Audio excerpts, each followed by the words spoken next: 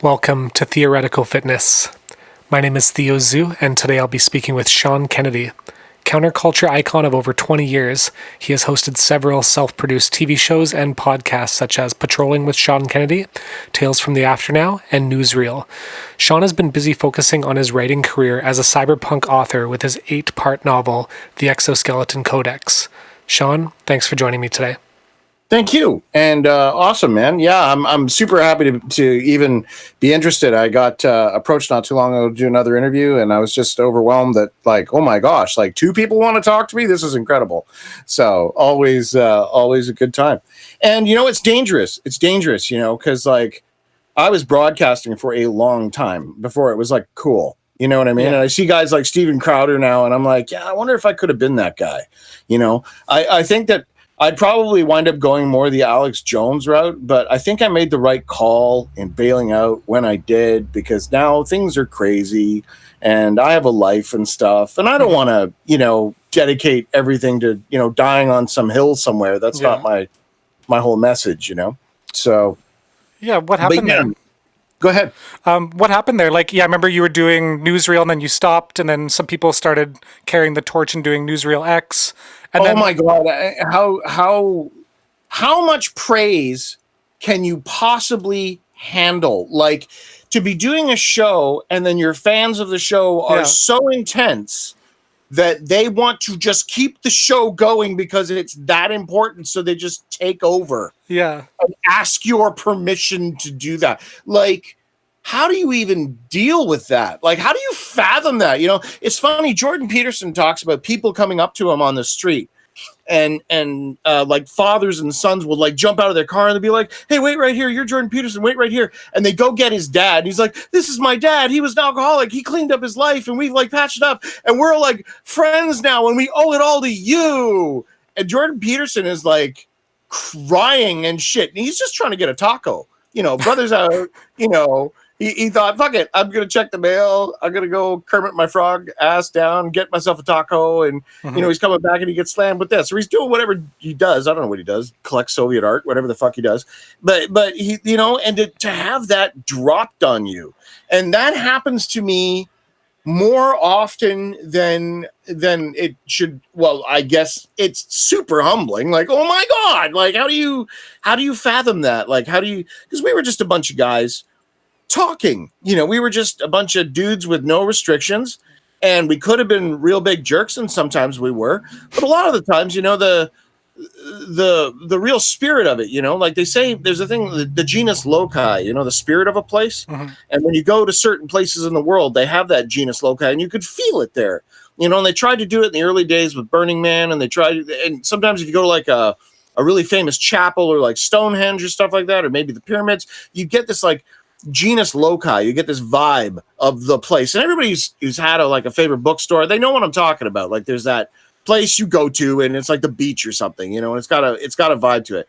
And I think that's kind of what the show had, is that like we there's a genus loci that exists in the frequency of sound. There's a place where I'm being honest with you, and you can tell, you can hear it in my voice, you understand, and you trust that connection. And it's not like you're following it or you're enslaved by it or there's no attunement or anything like that. It's just like you understand that I'm like a conscious biological entity who's talking to another conscious biological entity, and I mean you no harm. And I think like on a very base, like primal reptilian brain level. And and for whatever reason, some people can play golf, and I'm able to sort of just run off at the mouth, I guess, depending if you like me or not. And a lot of the times I don't even remember. Like I did an interview the other day and I was listening to it again. And I'm like, wow, I don't remember hardly ever saying any of that stuff. And often people will say to me, they'll be like, Sean, man, you said this, and they'll like repeat this quote back to me, and I'll be like, wow, that's some seriously profound shit right there. And I'll be like, I don't know where I was when I said that, but I must have got that from somewhere. But I'm glad it helped you. And clearly that's just words. You're the one who put it to work. So good on you. But yeah, but that's what I think rant radio was. Is I think it was unguarded, and it didn't have an agenda, and it was just like, hey, we're a bunch of dudes, And we got interviewed one time. I think it was with Wired when Wired called us, me and James. And they were playing it straight. They were like, because it was the .com and everybody was like fucking serious about making money. And they said, so, hey, super good to talk to you. Da, da, da, da, da. And we're like, yeah. And he said, so how, what's your business plan? And I said, totally deadpan. I said, yeah, well, our plan is essentially we're going to take over the world with giant robots and genetically engineered two-headed cats. Mm-hmm. And there's this pause. And then they just exploded on the other end of the line. They're like laughing. And the one guy's like, that's the best business plan I've heard in years, right? And clearly, like, then they knew what we were and what we were about, what we're doing. And we had a good time. We had a great talk. And they fed us nothing but love in that article because we're just a bunch of fucking idiots, and we're having a good time. And it was so great back then. And that was back when the internet was free. Mm-hmm. That's when you went on the internet because you were looking for crazy stuff. You know what I mean? Like that was when you're like, hey, can I find 9 hours of like tent revival biblical lectures mixed with ambient music? Yeah, the internet will have that. That'll be awesome. You know what I mean? Like that's the kind of stuff. Oh, incidentally, I know you're a DJ. Have a look for something called Not a Cloud Upon the Face of the Lord. I believe it's called Not a Cloud on the Face of the Lord. It's an extended mix. It was up for a while and it was down, but that's literally what it is. It's like 3.5 hours of tent revival audio that this guy mixed with ambient music, and it's stunning, and he put echo effects on it. It's one of my favorite things to listen to. So if you're the kind of guy who might be into like really weird Floydian kind of stuff, it's called Not a Cloud Upon the Face of the Lord. Ooh, I'm amazed that I remembered that. That's okay. I'll write that down. But if you find it, let me know, because I lost my copy and I really dig it. So I know you're a music guy, and I will look for it. Pretty obscure thing, but maybe one of your fans can find it. Exactly, yeah. Yeah, so put that out to the great server and see what comes back. Yeah. And you started with the What the Hell show on Rant Radio, or what was the beginnings? It started with rants. It started with me just not being able to shut up. Yeah. And like everybody else, I want to be heard. And, I could get into just hockey socks of my own personal psychological damage that made me the way I am. But in truth, like I got some out of it, and it was entertaining, and I come from an entertainer family. Like my family was entertainers. Okay. So we started just making these funny rants, and they were funny, and they were easy. I could crank them out. I could do like 5, 6, 7 a night. It was no problem. And we we learned how to like suck the air out of the background. So it was these little segment rants, because nobody had high speed, right? So everything was being downloaded, like these little segments and stuff. And it was great. People wanted content. Nobody was broadcasting shit. I was on iTunes for a while there. And it was scary how many people discovered me on iTunes. And I had people from the Army who wound up contacting me because they found me on iTunes. They were like, no way, man. And all this kind of stuff. Yeah, it was nuts. But that's a super cool graphic, that weird waving leaf thing. That's cool. That whole Krillian photography. It's much better. I'm so happy we're not looking at pictures of me. That would be way better. This is so much better. Egg drop, I think, right? I called it milk drop, egg drop. That's the one. I kept saying egg by accident. Yeah. When will the bass drop? Yeah. And then so after you did Newsreel, you started doing Myrmidon. That was kind of like where the last I heard of you, you were like. Well, what happened is that within the books, I went through my life tack nuked, essentially. I used to work for a corporation. They all of a sudden decided one day that they'd look at the whole rant radio thing, and I got fired because I'm crazy. Essentially, so that's sort of the no shit assessment of what happened there. Yeah. So that was bad. Mm-hmm. That was bad. That sucked. And I'd had a bunch of time there, and I was pretty invested. That was like a career. And, you feel like a grown-up for a while, and then, you lose everything, and then you're sort of like, wow. So that's a bit of an opportunity. That whole thing about that which does not kill you makes you stronger. That shit is true. But people say that like it's some sort of like lightweight thing. Like they say it lightly. It just trips off the tongue. That which doesn't kill you makes you stronger. Like, oh yeah, pass the syrup, But it's seriously, it's heavy stuff. You know what I mean? And there's some deep, deep wisdom that comes from that. And I think that through it all, you know, I mean, if you wind up being kept prisoner for a while and you find yourself, that doesn't mean being kept prisoner is good. You know what I mean? Like, just because it means that you're able to take something negative and turn it into something positive. So I'm not one of those guys who's like, oh, well, you know, you should be thankful for the terrible things that happen in your life. Like, no, that's stupid. I'm not going to be thankful for bad shit that happened to me, but I am thankful that I was strong enough to kind of get through it. I mean, I guess you may as well kind of be thankful. I've never been super good at the whole yoga thing. It's not my job, but keeping it real, rough go. So when things go sideways, it gave me a chance to really pursue what I wanted to pursue. So I decided to go hard after the writing. Yeah, exactly. And then I wrote 5 books in 2 years and published 3 of them. And it's an 8-book series, which I was going to break down into, and I said that in the first book. It was like, it's an 8-book series. This is the, like, I've got it all mapped. How do you decide on that? Yeah.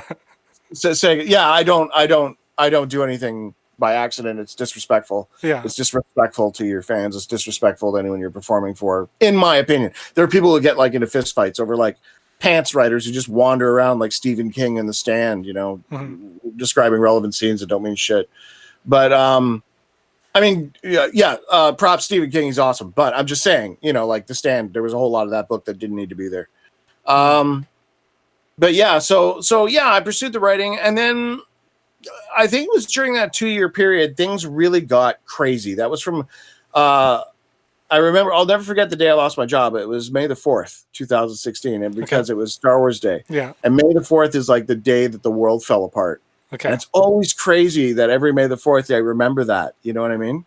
Yeah. And but it's so wild because then from 2016 to 2018, shit went insane. Like the first 2 years of the Trump presidency, everybody weaponized. Like there was no more making fun of each other because you're just a bleeding heart hippie, and there's no more what the hell environment where you had the same people in the room. Like you even like it's now to the point where if you even talk, like you can't communicate with these people. Everyone's weaponized against each other, and like if you go on the wrong show, then you're blackballed immediately. Like that's insane. Like it's totally turned into this bizarre mind control experiment, which I don't get at all. I mean, it's just kind of ridiculous, and you know, it's hard to not pin it on a group. You know, it's hard not to be like, well, clearly it's these people. Yeah. And yeah, there's certain groups that I think are doing it more than other groups, and that's self-evident. I don't need to get into that too much. I think that's just, you know, self-evident. But what it is dangerous. And we're in a place now that, never mind who's right and who's wrong, it's dangerous. And I was a casualty of that, and I barely survived. You know, I mean, I'm in my 40s now, and I've always thought of myself as well, you know, you said I was a counterculture icon. I've always kind of stood up for people. I've always been very fair-minded. I've never been judgmental of you know, people. Well, I mean, there are limits. I have my moral code and everything, but you know, generally speaking, I don't. And it's like the whole world just turned on me, just on a dime. Yeah, you were saying people labeled you as a Trump supporter or something, right? That's right. Yeah. Because I made a joke about because I heard that he was running, and I'm like, well, that's the funniest shit. I like, come on, how can that not be hilarious on the face of it when it got announced? I'm like, that's the funniest shit I've ever heard. You know, and I'm just imagining it. You know, and that pretty much was the beginning of the end right there. And I mean, I don't want to get into that, but and it wasn't that one thing. It's just that when you're honest with people and they're dishonest, it's very easy for you to be, you know, you come across as being naive, and you're just murdered. You know what I mean? You're just led lambs to the slaughter.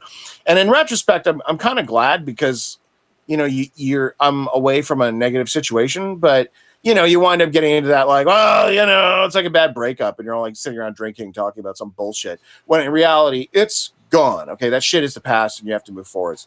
So, but since you're asking, you know, so I did that for 2 years, and then it's kind of funny because I stepped off the planet for like in 2016 to 2018. So Sean gets shot. Bang! I'm just gonna take a knee and then heal for 2 years, which I did, and that's where the majority of the Exoskeleton Codex came from, which is easily my best work. It's not close. So, and it's 3 books in now, but it's eight books total, or how does that work? Well, okay, it's 1 book. Yeah. Right. Okay. But it's massive. Yeah. It's probably gonna be 1,000,000 words when the thing is done. Okay. Like it's ridiculously huge, and it follows Jacob. This is an absolutely epic series, and the whole point of the series is that I wanted to create a series that takes a person that can identify with this kid who's been mind wiped and lost everything, and because of a thing called the Vade Mecum. Okay. The Vade Mecum means carry this. It's a manual, and it's something that he winds up understanding, and even though he doesn't understand it, there's certain wisdom that he can apply that like saves him throughout the universe. And that's a pretty short description of what it is. Yeah. But yeah, lots of power armor and virtual reality and things like that. Because I was into that before it was cool. I'm just saying.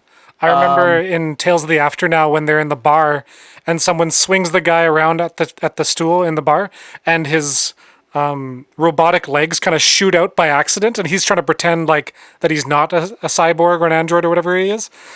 And I don't even know if you know what I'm talking about, but the funny thing is, I have no memory of that at all. Like it's as though like that was all improv, eh? Yeah, okay. Like I had every single one of those Tales from the After Now episodes. I had bullet points on a single piece of paper. Yeah. And those bullet points were just to keep the story on track. Yeah. So it'd be something like guy goes to bar, gets in car, talk about rain, like things like that.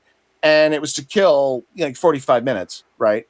And that's what it was. And it was literally like me sitting on the floor in a really deep place, trying to like channel that and talk about that. And yeah, it connected with so many people, and I'm so humbled by that. Like, I'm so humble. Did you actually light candles at the time? Say again? Did you actually light candles before you would record it? I don't remember. Because that was the whole thing. It was light your candles, right? Lie to you. Okay, it was dark though, but like I would definitely create an ambient atmosphere. Yeah. You know what I mean? Like, because I would sit on the floor often. Yeah. I remember that. I would sit on the floor and I would purposely not look at my computer, like, because staring at screens, I find, affects you. So I would like sit in the corner, usually where my books are, and I would stare at like sort of blankly, like the snow of the books. Because if you're looking at like a shelf full of books, there's no real date there. You're kind of lost in time. You've got books from all sorts of periods, and you're surfing back and forth between these like just years and years of effort and deeply, deeply, deeply motivated people desperate to make sure that this work doesn't get forgotten. Yeah. And so a book is like really what it was, the medium, and now with audio, we've got this amazing ability to influence and to touch people and everything. And it's not the same as with the book because it's hot medium versus the cold media.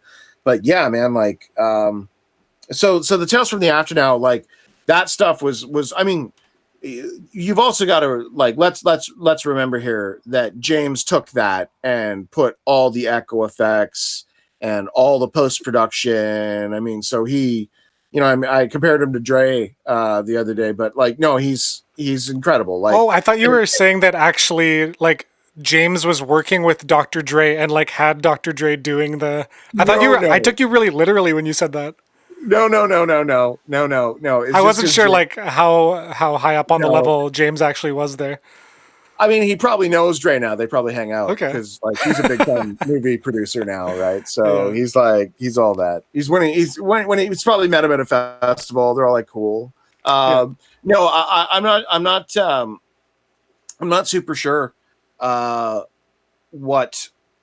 I've lost my train of thought there. Well, sorry, I was going to ask you about your books. So I noticed the first one's only available on Kindle on Amazon. Is that accurate? So yeah, we'll get on the back. So the idea is that I don't want to sell the books individually. Okay. But one needs to eat, right? Yeah. So while I was doing that, I decided, well, maybe I can sell them in segments, right? Because there's like 8 parts, right? Because when you have it mapped, you can see where there's natural lines that occur in the progress of the story. So the intention is that at the end of every book, you literally turn the page into the next book. Like there's no time lag at all. Yeah. Like he closes the door, next book, he's inside the car kind of thing. And then the idea is that I think selling individual books is like a bullshit move because it's just a marketing ploy to make sure that you buy all the other books and stuff. So I'd rather sell, the idea I have is I want to sell like a large volume, and I'm such an egotist, but I wanted to have the symbol that anyone who goes to minds.com cyberpunk will see there's a symbol there. And that map, that key is what the beacon, as it's called in the book, is the symbol of the book. It's the whole purpose of the series. So then I started doing that. And then during that 2 years, so I'm 2 years in, I'm writing. And I surface every now and again. And, I do things like discover Jordan Peterson. And I thought Jordan Peterson was incredible. Like I not to be a gushing fanboy, but the guy like seriously helped me he did for me what I think I might have done for a lot of people. Okay. And, I was pretty amazed by the guy. So the thing is that they sort of like attacked him pretty hard and like everyone attacked him. And I'm watching this man who's like way better at the kind of stuff I was trying to do than I was, in my opinion. And they're murdering him. And this guy, like, I would not want to get into a debate with like a fresh Jordan Peterson. Like, you kidding? He would rip you to pieces, right? So, like, if they're doing that to that guy, and he's like 6 black belt levels higher than I am, Jesus Christ, what would have happened to me if I was still out there? You know what I mean? I'd have been murdered. Like, you got guys like Ben Shapiro down in the States, who I love Ben Shapiro because he's like the angriest little dude ever. If I lived in the States, I wouldn't have a concealed weapon. I would have Ben Shapiro in my pocket, and somebody would like come up to me and I would like throw Ben Shapiro at them and be like, "Oh my God!" And he would just like, unstoppable. Oh, it'd be great. Yeah. I mean, between him and Alex Jones, I mean, that guy, I don't know how Alex Jones, the universe is against Alex Jones. Like, whether or not you like Alex Jones or not, like, I respect people that everybody's against and they just don't go down. I mean, you even got to give that to Trump. Like, the Vatican came out against Trump. I can't remember a president of the Vatican and the guy still won. And the funny thing is I'm a Canadian, okay? So I don't care. I have no it doesn't matter.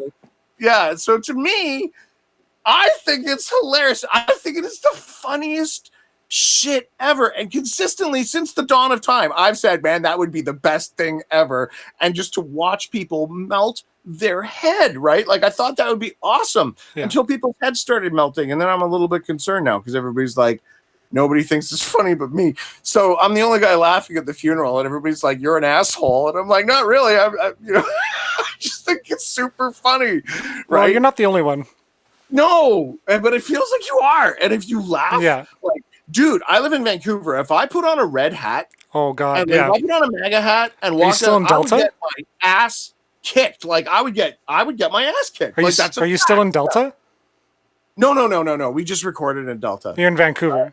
I have I'm in Vancouver, British Columbia. Yeah. And I mean, it's on the left coast for a reason, man. Yes. Like, let me tell you, like, that place is.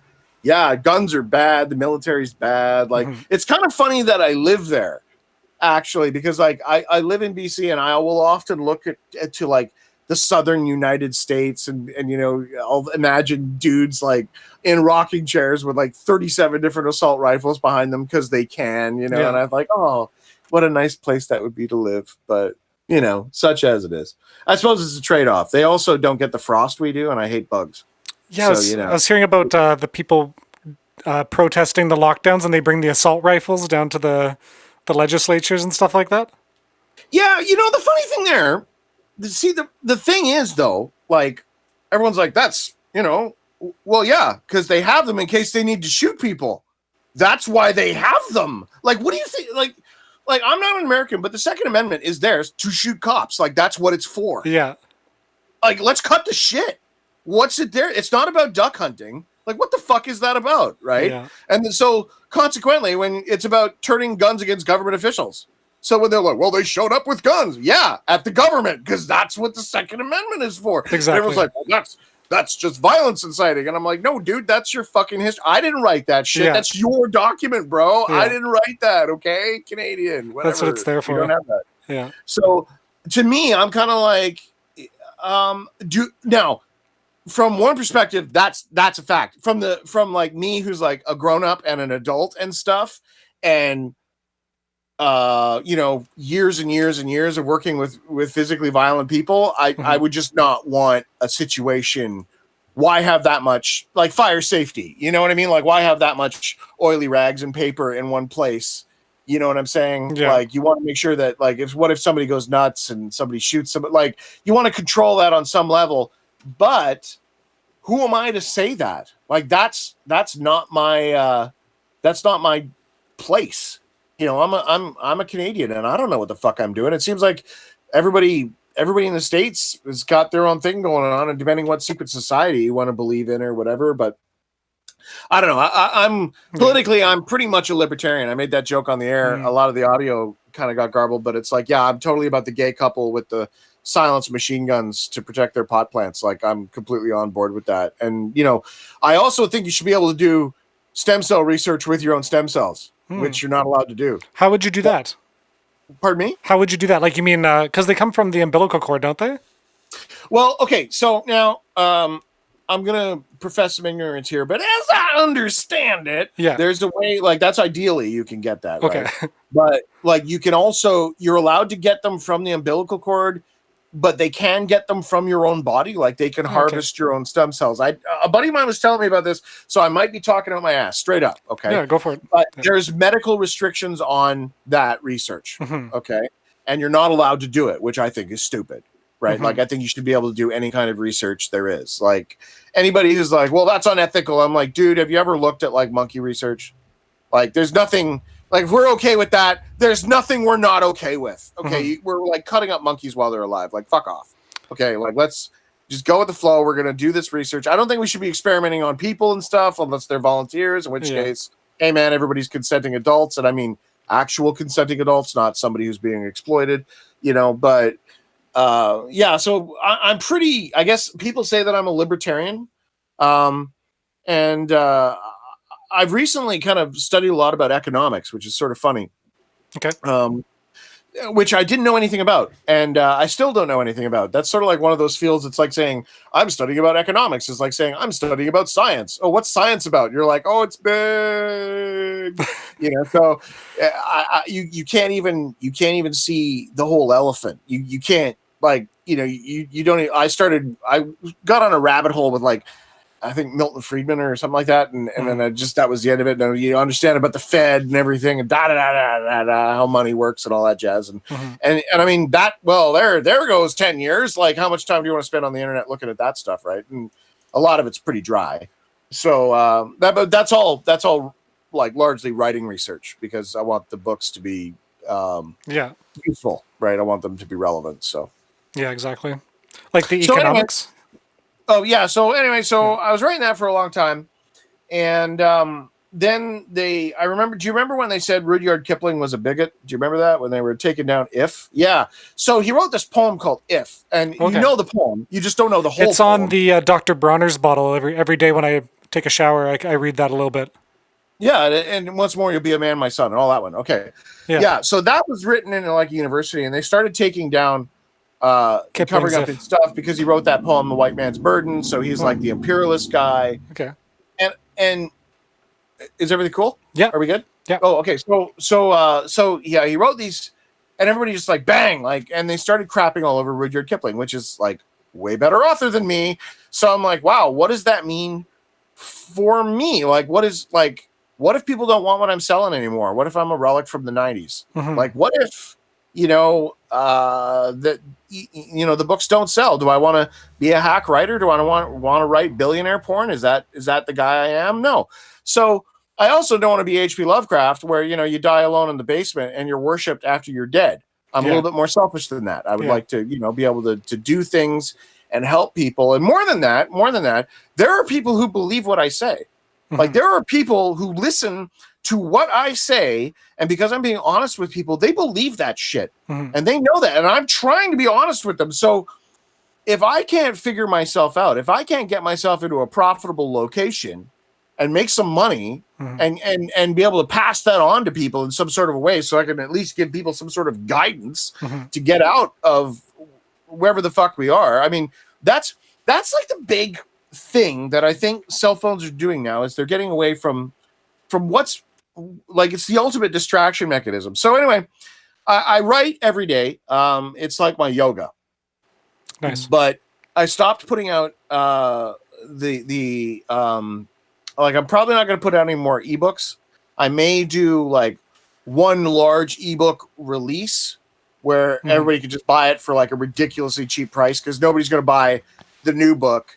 Like, I'll probably put it on for 99 cents or something like that, so that because nobody's going to buy books 4, 5, 6, 7, and 8 if they don't already have the first 3 books, right? And they already paid like $5 each for those books, so the last 5 books will be 99 cents, and that'll be good.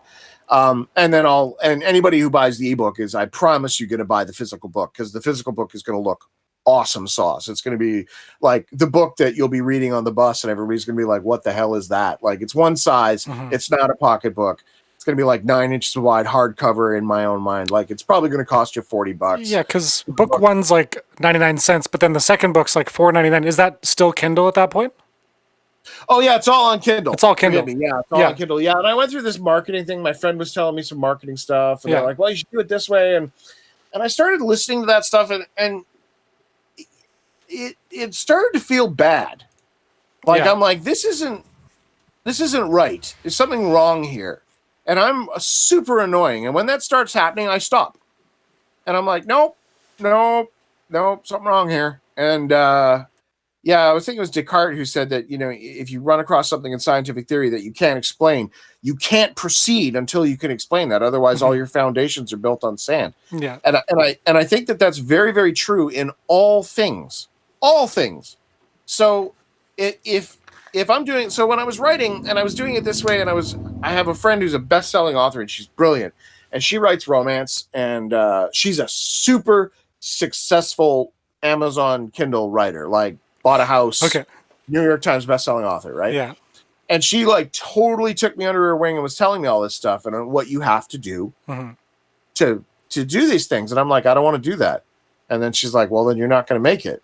And I'm like, huh, right? Says you, right? I mean, there's people who'd already say that I've already made it. Like, what do I need to make? Like, what am I trying to do here? And then you start asking that question, and then that puts me into this cycle. So I'm like, well, what am I trying to do? Like, what are you trying to do? Like, people are like, well, I'm trying to buy a motorbike. Yeah, why are you trying to do that? Why are you trying to buy a motorbike? Well, I need transportation. Do you? Are you being honest here? Is that what you need? Or are you looking for something else with that motorbike? Because if you need transportation, I would argue there's probably something that could keep rain off of you and is slightly dry, and you could probably sleep inside, called a car, which will likely cost you less and be just as gas efficient. But bikes have that certain je ne sais quoi that everybody wants to be part of, So there's no PDF you can download of these books yet? No, unfortunately I sell them because I am a money grubbing. Yeah, because once the PDF is out, it's free everywhere, right? I'm sure somebody's got it. Somebody's gonna leak it. Yeah. I don't have like crazy digital protection on it, and if somebody downloaded it, I have no right to give them any shit whatsoever. I mean, if you can get a pirate copy and you care that much that you're able to like go through the steps of getting a pirate copy and putting it on some medium like your phone or whatever and reading it, I mean, that's an honor. Well, for me, I don't have a Kindle, right? So is there any way I can read these books? Buy a Paperwhite. I'm here to tell you, buy a Kindle Paperwhite. Here's why. Kindle. Okay. Because they have like multiple models of Kindles. Fuck all the big ones. Get a Kindle Paperwhite. The battery life is insane, and just purely for the notion of like, I have every book I could ever want, like plant identification. You go traveling, like, oh my God, you could go to like any temple in the world and have like your entire reference library with you in a Kindle, in a format that you can access that is brilliant. And I mean, everyone talks about, well, I've got that on my phone, and everyone's a big fan of convergence. And I'm here to tell you, I just like having that thing on the side. And so I now that said, as for there are all kinds of apps you can get that'll rip the ebook publishers. If you get an ebook publisher, you could probably, somebody's got one, you can get a copy of it and rip it and turn it into a PDF or whatever. And then you can watch it on, read it on however you'd read. What about audiobooks? Have you ever considered doing that, or have you already done that? I have. Well, I did Ambient Reports, which is my audiobook, which is kind of funny. That one's, I was really pleased with Ambient Reports. It doesn't get a lot of love, but I didn't have James producing all the sexy goodness. That one's not part of the Exoskeleton Codex, right? It is. It is. Yeah. It's the same world. Yeah. Okay. So it's not actually part of the Codex. Yeah. But all of my cyberpunk books are in the same world. Okay. So there's tie-ins to the Codex. Like they talk about the Maid, and which is the Maid is a larger concept of server. So server was a concept of like there's an AI online, and I just like, because I thought, this is the way I think of the internet. I think that a lot of the commands we used to get were really funny. Yeah. Like we have lost connection to server. And I'm like, man. Jesus, I used to keep a copy of the server's prayer in like every root directory I had. Just to be safe, like a good luck charm, Yeah, that's awesome. I mean, that makes it all so worthwhile. Like that's worth more to me. You have no idea what that's worth to me. So, and I mean, that was a good piece of writing I did there. That was nice. And I pulled that Shimono track from the Akira soundtrack, which I've always loved. That's what that chanting is in the background. And it's I think it's track. There's one track on there. There's 3 separate smaller tracks, and one of them is these Buddhist exorcism chants. And of course, I'm in, right? Like chanting Buddhist exorcism, I'm there, right? So, and it just had such a great primal vibe, you've got chanting and the sticks banging, and it's so good, and that's kind of what the whole thing with, and it's Japanese, right? Which is, I mean, that's where cyberpunk is from, right? His hometown is Japan.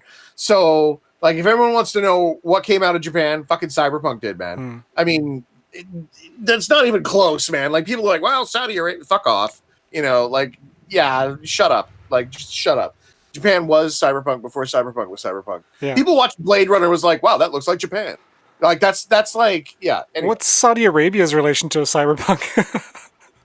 Oh, well, so high tech, low life. There's some seriously cyberpunk shit in Saudi Arabia. Like there's abandoned supercars in dust-ridden high rises. Guys have got just money to fucking burn, right? Yeah. So you've got like they have their own like man-made ski slope on an escalator. The whole thing's just like, what if Vegas had no budget? Like what, Saudi Arabia is crazy pants. Yeah. So that by and the glass buildings and everything is just desert Martian landscape. So yeah, I think that would qualify. And you've got like, all these sheikhs running around.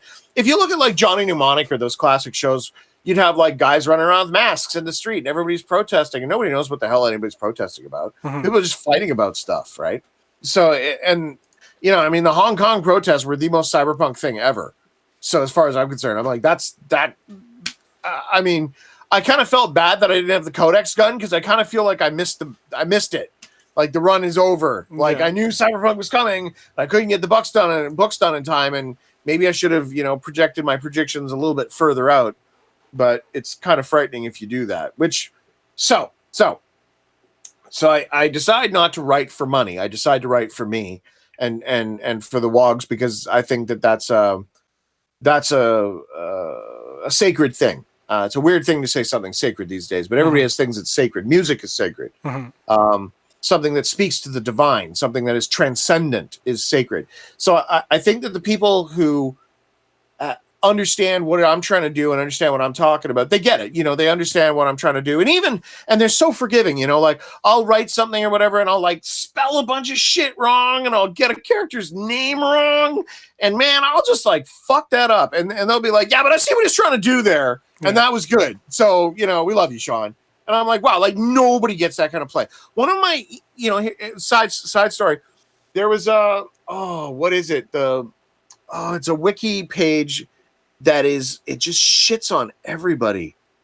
Oh man, I'm mind blanking on it. It's like there was like they never say anything nice about anyone ever on that's like their thing. They just never do.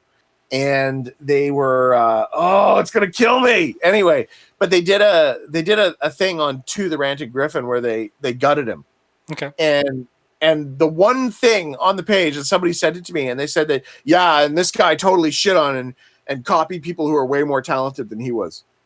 And I'm like, did these guys just compliment me? Because that sounded an awful lot like a compliment on a page where all they like that's their thing is they just crap all over you. There's a funny story that was another Rant Radio tie-in where I worked at a networking company. This is God's own truth, okay? Mm-hmm. I know this happened because I was just a lowly analyst guy.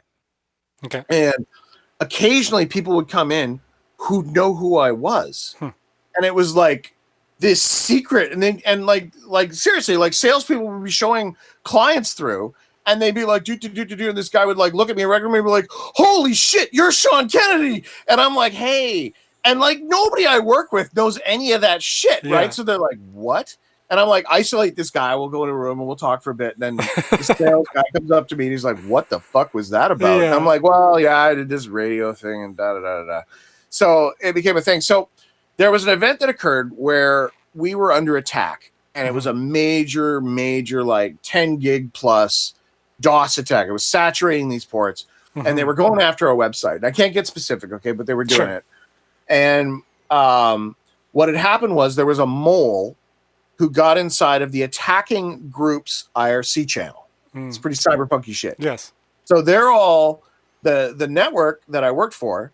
They're all sitting around reading the logs real time from this mole. Okay, and they're trying to counter the attacks, and they say, "Hey, you know this one network, Sean works there, or Sean Kennedy works there," and they're like Rant Radio, Sean Kennedy, and they're like, "Yeah," and the whole attack is like, "Okay, we're not going to fuck with that network then," and they switched, they just turned off the network, and they like said, "Okay, that's fine, we're not going to attack them anymore," and they stopped. Wow. That's a good sign. That makes it all worth it. None of the CEOs has a clue why that happened. But these like European gangster fuckers are like, oh my God, Sean's there. We're not going to do that. And they stop and they're like, what the fuck is the deal with Sean? Like what? So I got called into an office and I got told this story, and they're like, so why did that happen? And I'm like, well, you know, it's a weird thing to explain to people, right? And I was always open with my managers and stuff and be like, by the way, I've said a lot of crazy shit online, and it's sort of a character that I play, and it's not for real, so you know, don't freak out. And everyone's been cool with it, and there's been stuff like that actually happened. So it's and people call it being internet famous, or they used to anyway. Yeah. And I don't know if that's really true. I don't think that that's the case, because I've never looked at it that way. Because like whatever these Instagram models are, these chicks with the pouty lips and they're really pretty and stuff. Like I saw one time in a Starbucks and it was weird. She was like a robot, and I'm not that. Like I don't know what that is, but that was not what I was. Yeah. You know what I mean? Like I don't know what I was. I was just some dude, and I don't think I really ever wanted to be this big thing. You know, like I just wanted to be like your crazy neighbor. Yeah. And I think a lot of people get that vibe that they're like, why are you over there talking to that Sean guy? Oh, he's kind of funny. Sometimes he says some stuff that's kind of funny. I mean, he's crazy as shit, but you know, I still like to listen to the guy. So, and that was sort of the whole pitch. But the thing is that now everything has gotten a little bit frightening. And I think that we need to start being critical. And by we, I mean just, you know, those of us that don't suck. And we need to understand that, you know, the amount of groupthink that's going on right now is very, very dangerous. The groupthink? The groupthink, yeah, very dangerous. So I think the first thing that people need to do is not to isolate, but I think you should like strip down your core group to about 5 people. And that's, I'm not saying like, you know, get rid of your parents and stuff. I'm just saying that like, I mean, if your parents are in your monkey sphere, like you've got about these 5 core people that you list to, that you trust, that you get, and they're one of those. Some people are. Some people's parents are like that. That's cool. You know what I'm saying? But I'm just saying, like, and you can go like 1 or 2 either way. You know, if you don't got 5 people, that's great. But this whole, like, Facebook is the devil. All right. Facebook is the worst thing ever made. It makes the internet bad. It is the worst thing online, period. It's not close. It's not close. Like, people are like, is porn worse than Facebook? What has brought more joy in the world? Porn or Facebook? Well, that's probably one for the ages. But you could do that up and down. What has Facebook done that is good at all, that not one other medium on the internet has done? Yeah, it tries to connect people, but it kind of drives them apart almost. Yes, because it's Web 2.0. All Facebook is something that makes you stupid. I used to say that Mac computers are like Fisher-Price computers, you know what I mean? Because they didn't have a CD drive, you couldn't get into them or nothing, right? And that's heresy to say that shit. Well, Facebook is the Fisher-Price internet. It's not the real internet. These people don't understand that it's a free medium. And people would go and they get banned back in the day on Facebook, where you'd block somebody and be like, you can't do that. This is a public platform. I remember that. It's still happening. People are getting zucked and stuff, right? Yeah, no, I mean, back in the day when I would block people. Oh yeah, people would be like, "You can't do that. I'm, this is a public platform. I can say what I want." I'm like, "Dude, it's my page. What are you even saying? Like, please don't swear on my profile." Yeah, exactly, right. So it was. Oh, I probably should have checked. Is this a language safe program? Yeah, I was gonna try to keep it language safe, but then I noticed the other interview you did, they were swearing like a bunch, and it was on YouTube. So I was like, I think we're okay, because the worst place would go is like YouTube or something. Yeah, so. I probably should have checked on the intro. Well, you could always beep it out afterwards, right? That'd be my fault if I didn't warn you. Well, that's okay. I just noticed there was no TFM on the end of that, and I was like, ooh. Okay, like at the top where it just says Sean Kennedy? Yeah, because that was like just a character, which I appreciate, by the way. Did you see on YouTube? I don't know if it's you, but there's some person on YouTube called Sean Kennedy the Fuck Man. Oh, probably. And it's like FUC man. Yeah, it's probably a total coincidence. I've had people who've kind of emulated me before, and done that, and I don't. It doesn't really bother me, which is really weird, because like it's not like you're taking food out of my mouth. You know what I mean? And if you can do something with that and it helps you, then I've always been sort of very therapeutic about it that way. And that's incidentally how I've lived my life. That was sort of my whole message. But in the last couple of years, since 2016, that's changed. That has changed.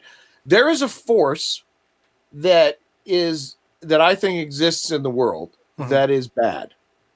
And Ayn Rand talked about it, not to be an Ayn Rand guy, but I'm just saying in her book, she touches on it, and I think it's in Atlas Shrugged. She really briefly, which is crazy, because she talks about everything else ad nauseum in that book, like, oh my God. But in one small section, I think it's in Atlas Shrugged, she talks about how there's a force that exists that's like trying to destroy all that is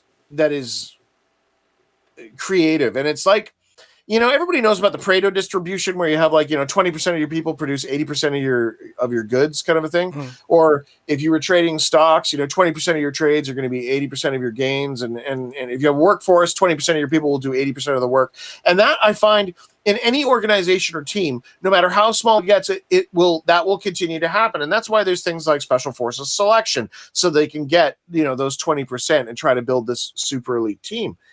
And I think that the whole premise of like what's going on in the world right now, where you've got something is going on that is negative, and it's really hard to nail down. And it's so crazy, because if you try to say that, we're like, well, no lie, man, that's been going on since the dawn of time. Well, maybe it has, maybe that force exists. Maybe that negativity exists, right?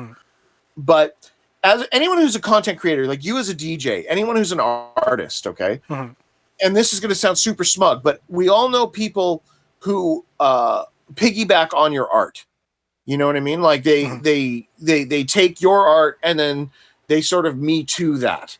You know, it was like that artist who put the little girl standing in front of the bull on Wall Street, New York. I don't know if you remember that. Like but there was a Adbusters? guy who, you know, the defiant girl in front of the bull or whatever. Yeah. And I thought that was such a bullshit play because that little girl wouldn't be there if it wasn't for the bull. You know what I mean? It's not a standalone piece. It was somebody drawing a mustache on a painting. Yeah. And I was like, never mind all the politics and all that shit, whatever. That to me was sort of offensive. But anyway, so looking at all this, so there's something bad happening. Okay, we don't know what's going on. There's something bad happening. Okay, so how do you deal with that? How do you try to live your life? Because we're all living hand to mouth. Everybody's trying to, like, you know, hold on to some sort of sense of sanity while we're, you know, trying to produce content, be good people. You know, maybe you've got a family, maybe you've got, you know, you're trying to get a job, you got to pay your bills, you can't drink too much. There's all this kind of stuff, and all the while, everybody's trying to find meaning. Right, everybody's trying to find, like, what's it all about? What are we supposed to do? And, you know, people choose things. They choose religion. They choose to be religious. People choose to believe in stuff, right? And if they don't believe in religion, maybe they'll believe in social justice. That could be your religion. And if it doesn't, that maybe you'll just be ethically vegetarian and you can just crap on everybody else for eating meat. Like, maybe you're going to join PETA. You're going to find some sort of cause. Maybe you'll be a Hell's Angel. I don't know. You'll find some sort of cause that you'll, like, get behind and believe in, and that becomes your identity. Okay, and that has been exploited for thousands and thousands of years. And I think that what the people who listen to me and who like my stuff are, like, we used to call them outcasts and misfits and stuff like that. But what they are, they're people that kind of realize that there's something wrong. There's something that doesn't make sense here. And it's like that whole Matrix thing. And that's why the Matrix was popular. Is because, you know, it's the world is the wool, the illusion that was pulled over your eyes. And that's why David Icke has so many people listening to him when he talks about lizard people. That's why Alex Jones has hundreds of thousands of millions of people who listen to him and stuff like that. I'm not saying they're right. I'm just saying that people are looking for something. Yeah. And they want answers, and you're not going to get them. You're not. You're just not going to get answers, okay? You can try. You can get your own answers and stuff like you try to get some facts. Facts are important, but it's super duper hard. So you can only deal with what you can deal with, right? So so you suck everything back, and the first thing you need to do is get control of your 5 people in your environment. Get the fuck off Facebook. Like, get off. And well, I've got people who are friends on there and stuff, and I'm just as guilty, bro. Like, you know what? I've got Messenger on there too, and I'm like, well, I'm a writer, and I need to use it to communicate with my fan base because I'm fucking weak. Weakness, okay? If I was like a real man, I would just turn off my goddamn Facebook account and say, fuck it, my fans will find me, okay? Because, you know, let's have faith in the universe, right? That's because we all know it's the devil. Like, it completely is. There's nothing positive there. So, anyways, that's not the that's not the answer. Now, that's not the answer. Isn't just to turn off Facebook. That just, you know, tries to control some of the bleeding. And the reason why you're turning off Facebook, the reason why you're sucking back a little bit, is because, like, if we didn't have Facebook, would we be so upset about everything? No, we wouldn't. No one would give a shit. No one would know what Trump was talking about. No one would know, you know. I don't know if people would be freaking out quite so heavily over this whole coronavirus thing. Whether or not they should be or not, I don't know. But I mean, that's a touchy subject. I'm sure you don't want to talk about that because we'll get banned and they'll hunt you down and send dogs after you and stuff. But I mean, it's and that's just that on the face of it. On the face of it, we can't talk about that. And it's not like it's some weird third rail, like, abortion, gay rights issue or something. We're talking about, like, medicine here, and it's dangerous. It's dangerous. And what kind of an internet are we on when that's what's going on? And that's why I'm shitbagging on Facebook. That's why I don't want to care about Myrmidon as a tribe inside the Exoskeleton Codex. That's where the word comes from. It's one of the there's a people that exists called the Myrmidons. Okay. And they're like a major part of the series, right? Yeah. So that's where the Myrmidon thing comes from. And Cyberpunk was taken. So I went, Cyberpunk is, semicolon. And I was just posting Cyberpunk stories because once upon a time, it was hard to find Cyberpunk stories. Yeah, I really relied on your live journal back then.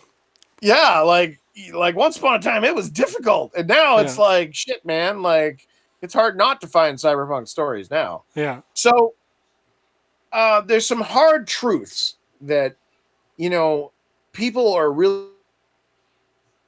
Oh, I'm losing you a little bit, I think. Can you get back on the good internet connection? I think maybe we lost Sean. Oh, yeah, I'm here. You're there. You're back. You're back. Yeah. Okay. Yeah, good.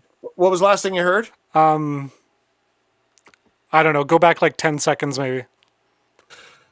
Okay, so everything's kind of messed up. We don't really know where we're going, and people are like, they got us chasing shit we don't need to impress people we don't even like. Yeah. Somehow cell phones became sex symbols, and I'm beginning to... The reason why you've got to suck back to about 5 people is because that's about all the people you can really look after. Mm-hmm. You can't really care for more than that, and that's unfortunate. Maybe you can. It's difficult, but maybe you can. But I need a number. My number is 5. Okay. And I honestly think that there's got to be ways that people can focus on making money. Mm-hmm. And people go like, now I've been learning about economics and stuff like that, and I do not want to turn this into some sort of weird discussion about finance or some sort of market plan or something like that. But I think that we live in a day and age where the only thing that we have over our ancestors is material science. We have access to information and data now that not even 10 years ago, you'd have to pay thousands and thousands of dollars to have access to the kind of information at the speeds that we're able to get it. Yeah. Okay. You can receive instant alerts about anything you choose on your watch. Okay. That is some Dick Tracy shit. Now there's our, right? Okay. So there's our advantage. And I think that if you look at the tools that you have, like when you're lost, what's the first thing you do? You stop. You stop when you're lost. The next thing you do is you make sure you're not in the rain, stop the bleeding, right? Ditch Facebook. Okay, that's there. Next, we're going to assess what we have. And what do we have? Well, we have some technical know-how. Mm-hmm. We have some technical know-how. We understand how the internet works. And it seems to me that there's a lot of people out there that do nothing but hit buttons and they make a bunch of money. Yeah. So you just got to figure out what buttons to press. Exactly. And you'll be able to make money. And that was sort of my process, and that's sort of how I sort of got started, and I really wanted to, but I don't know anything about money, which is funny because there's money, you get paid money, but I don't know anything about it. Like, how come it looks like that? Why is it paper? Like, I don't know anything about it. Yeah. So I went on this sort of personal odyssey to sort of try to understand that. And when I do that sort of thing, what I'm awesome at is I'm awesome at failing. I am so good at failing. You should see the shit I have failed at. It is incredible, the amount of things I have failed at. So I completely spider monkey. I am brute force everything in my life. Like, if I was going to learn golf, I would I hate golf, but if I was going to be golf guy and I decided I was going to be a golf guy, I would get a job at a golf course. I would hit balls until my hands bled. Yeah. The reason why I would fail at golf would not be because I didn't work hard enough. Mm-hmm. And I firmly believe I may not have what it took to be a great golf guy. Mm-hmm. You know what I mean? But if you try literally as hard as you can for a long time and you are not successful, there is no shame in that. Mm-hmm. You've done nothing wrong. That's not a wrong thing. You'll get stronger because of that, right? And then you move forward. So I think that a lot of people are afraid to learn. I think people are afraid to do difficult things.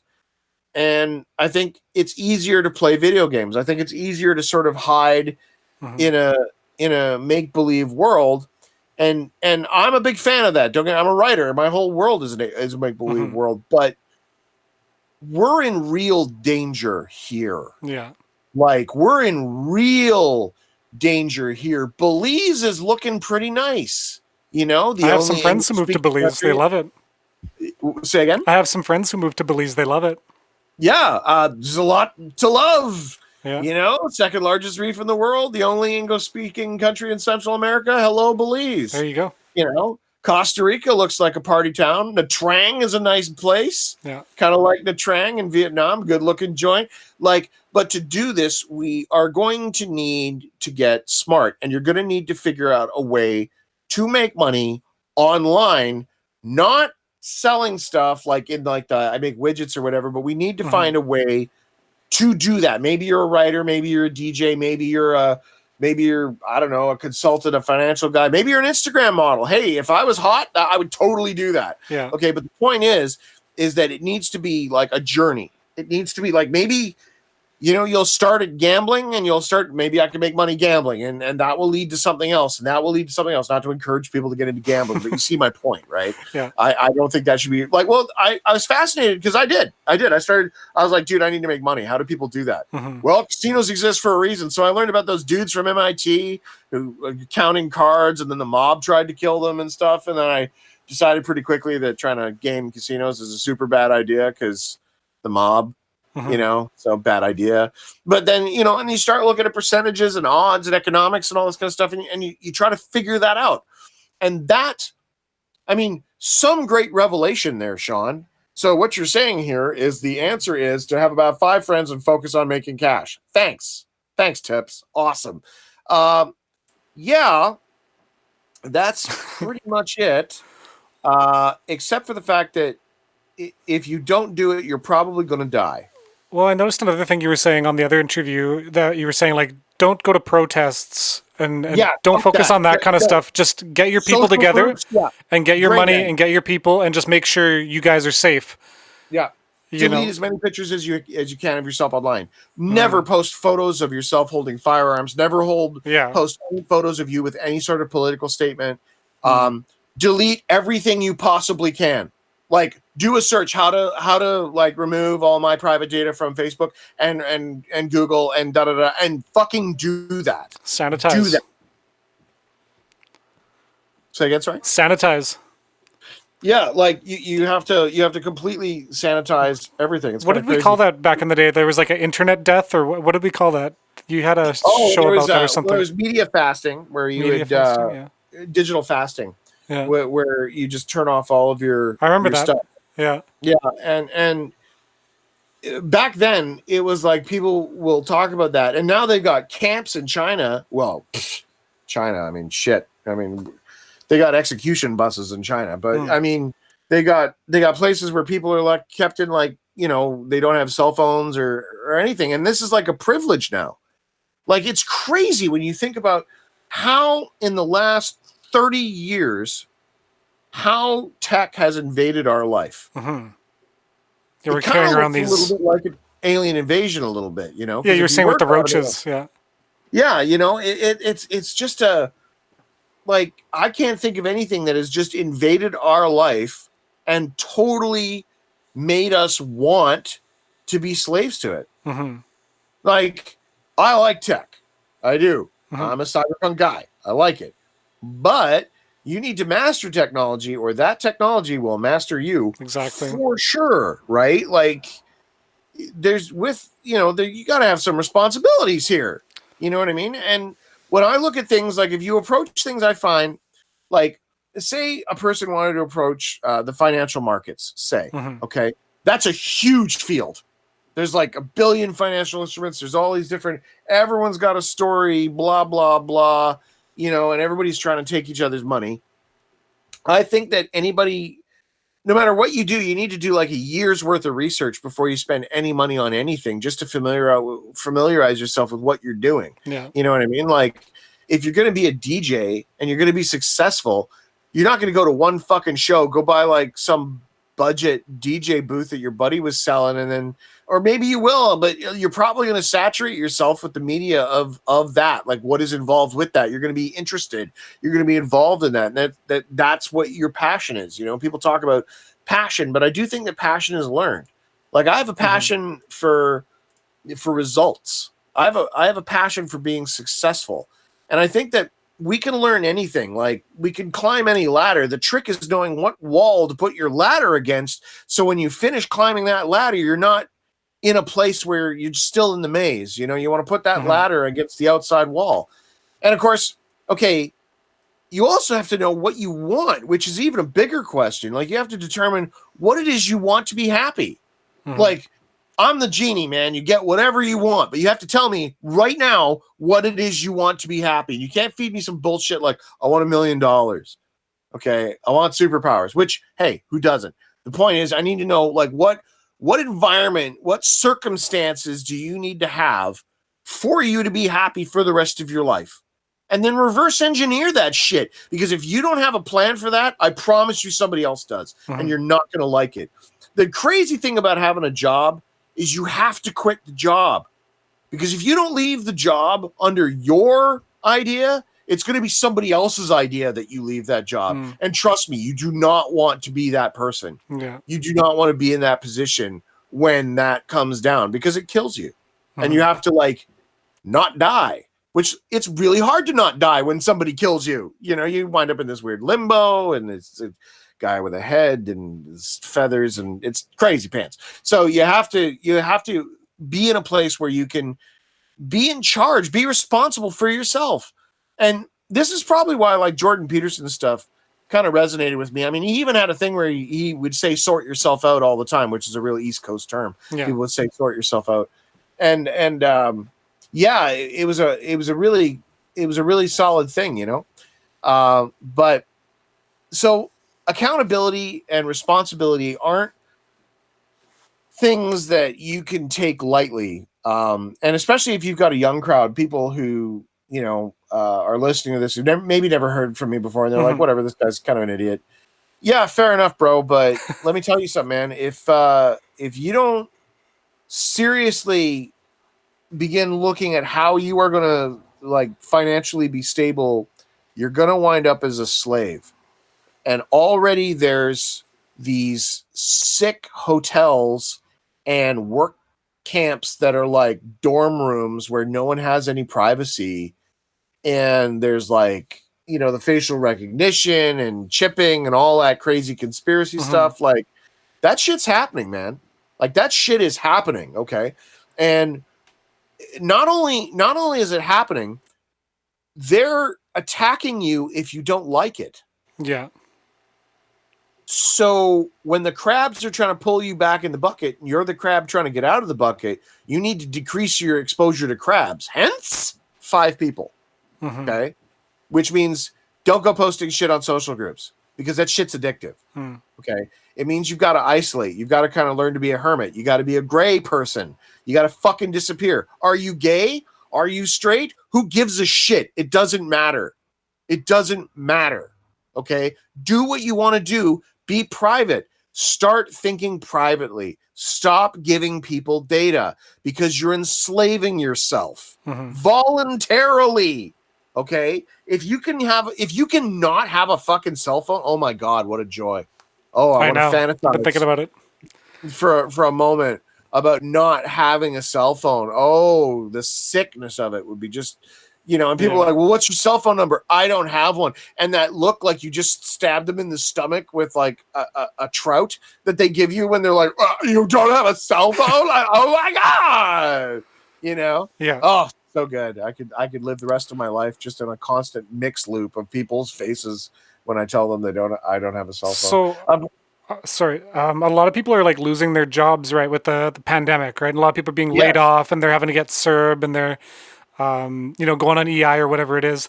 But you mentioned, you know, they should be making money on the internet or quitting their jobs, but you differentiated. They should be finding an independent method of income. Yes. Yeah. Like that could be starting a business. That could be, So what was your question? But you said like the types of jobs people should get. Like you mentioned, like don't be like creating widgets, for example. Like what's the differentiation? Like could people do like web design or what is the criteria you're using there to kind of... Okay, well, I'm going to be straight with you. Okay. Yeah. If I was a person, I would probably look at financial markets. Hmm. Okay, because we have an ability now to have access to financial data at speeds that we've never been able to have in the past. There are people, and there are many people online who offer, like, you can go on YouTube and you can learn anything. Okay. Mm-hmm. Yeah. If you wanted to learn about options, you're insane. No, I'm not going to say that.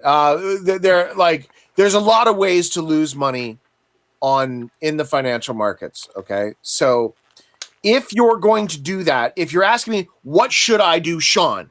Okay. Well, what I would do is I would probably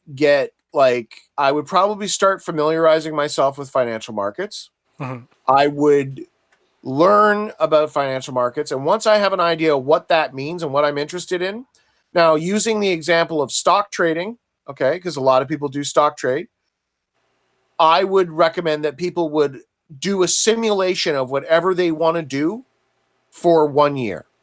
Yeah. No matter what it is. If you wanted to be, like, if there was a way you could run a simulation, like I would say if someone was going to get into trading, I would say you should paper trade for a year so that you're like able to understand what's going on and then try to move from there. And that would be the direction that I think people should look, because there is opportunity that exists right now that is different than any other time in the past. Now, there's people who talk about cryptocurrency, and now let's understand, I've only been studying these kinds of things. That was my next question. Yeah, I know nothing about cryptocurrency, so I'm not going to speak on it. Okay. I know people have made a lot of money with it. Mm-hmm. I originally was like, fuck no. Somebody gave me a Bitcoin once, and I didn't take it, and I'm an idiot. Oh, my goodness. I had like one Bitcoin, and that would have been like 20 grand. That's like people giving me Doge coins, but they're worth like less than a cent, you know? Yeah, exactly, right? Yeah. So I'm interested in that, but that wasn't what I got interested in myself. Yeah. I looked at, I sort of went down and was looking at like penny stocks and all that kind of stuff just to understand that. Yeah. And one of the causes that I had, and you're trying to drag it out of me here, but I'm just being honest with you, is that what I've learned in the last year about the financial markets is that it's one of the fastest ways to lose everything you own. Fair enough. Okay. So here's what I've learned for stock market success. And this is literally, it's a really simple thing. Buy low, sell high, right? Yeah. But like a violin, 4 strings, bow, how hard can this be? Mm-hmm. You know what I mean? Like, fuck, it's not very complicated. There's 4 strings here. You put it under your chin, saw back and forth, make sound. Can't be that hard, right? Okay, well, the thing is, though, is that we live in a day and age now where you can go on with an application like TradingView or something like that. Okay. And you can sign up, for like $20, and you can have literally thousands of dollars of instant information at your fingertips that people 10, 15 years ago couldn't have. And there's all kinds of dudes online, like the Tim Grittanis and the Tim Sykeses and that whole crowd, and like the Wolves of Wall Street guy, that fucking weirdo with the slick back hair. Anyway, there's all these cats, and there's 100 million audiobooks, which is a hot media you can get into. The Wizards of Wall Street, the new Wizards of Wall Street, trend following, all this kind of stuff. You can saturate yourself with that kind of stuff and try to understand it. But the interesting thing about the financial markets is that with paper trading, it's the only thing I've ever seen where you can run an exact simulation of what you would do in real life. And that to me is really, really interesting, because it's not even like a flight simulator. Because if you have a flight simulator, you're it's still a simulation. But with things like financial markets, it's all just numbers anyway. So if you take it seriously and you train seriously, you can overcome a lot. And I think that there's money to be had there. Now, I'm not going to get into things like, what you should trade and strategies. I am not that guy. Okay. I am such a student. And the only things I will say to people is, if you were saying, what should we look at, Sean? I would look at penny stocks. I would paper trade for a year. And the one secret, the key to the internet is that to making money on the stock market is that the stock market is not about making money. The stock market is about not losing money. All right. So if you have to learn how not to lose before you can learn how to win. Yeah. And you have to be disciplined to a level that people don't understand. Like and this isn't gambling. Okay. It's not like that. So you have to be like anything you do. If you're doing art, okay, you're there to win, man. Like you're going to be serious about this. What do I like? Michelangelo was digging up corpses and shit. He was cutting people open so he could see how they were, so he could do better art. That is some hardcore stuff. Now, you look at a junkie. Like I remember a stat I heard one time where a junkie could generate like $800 a day to feed their habit, right? That's a junkie. That's a person who's probably just above dead, right?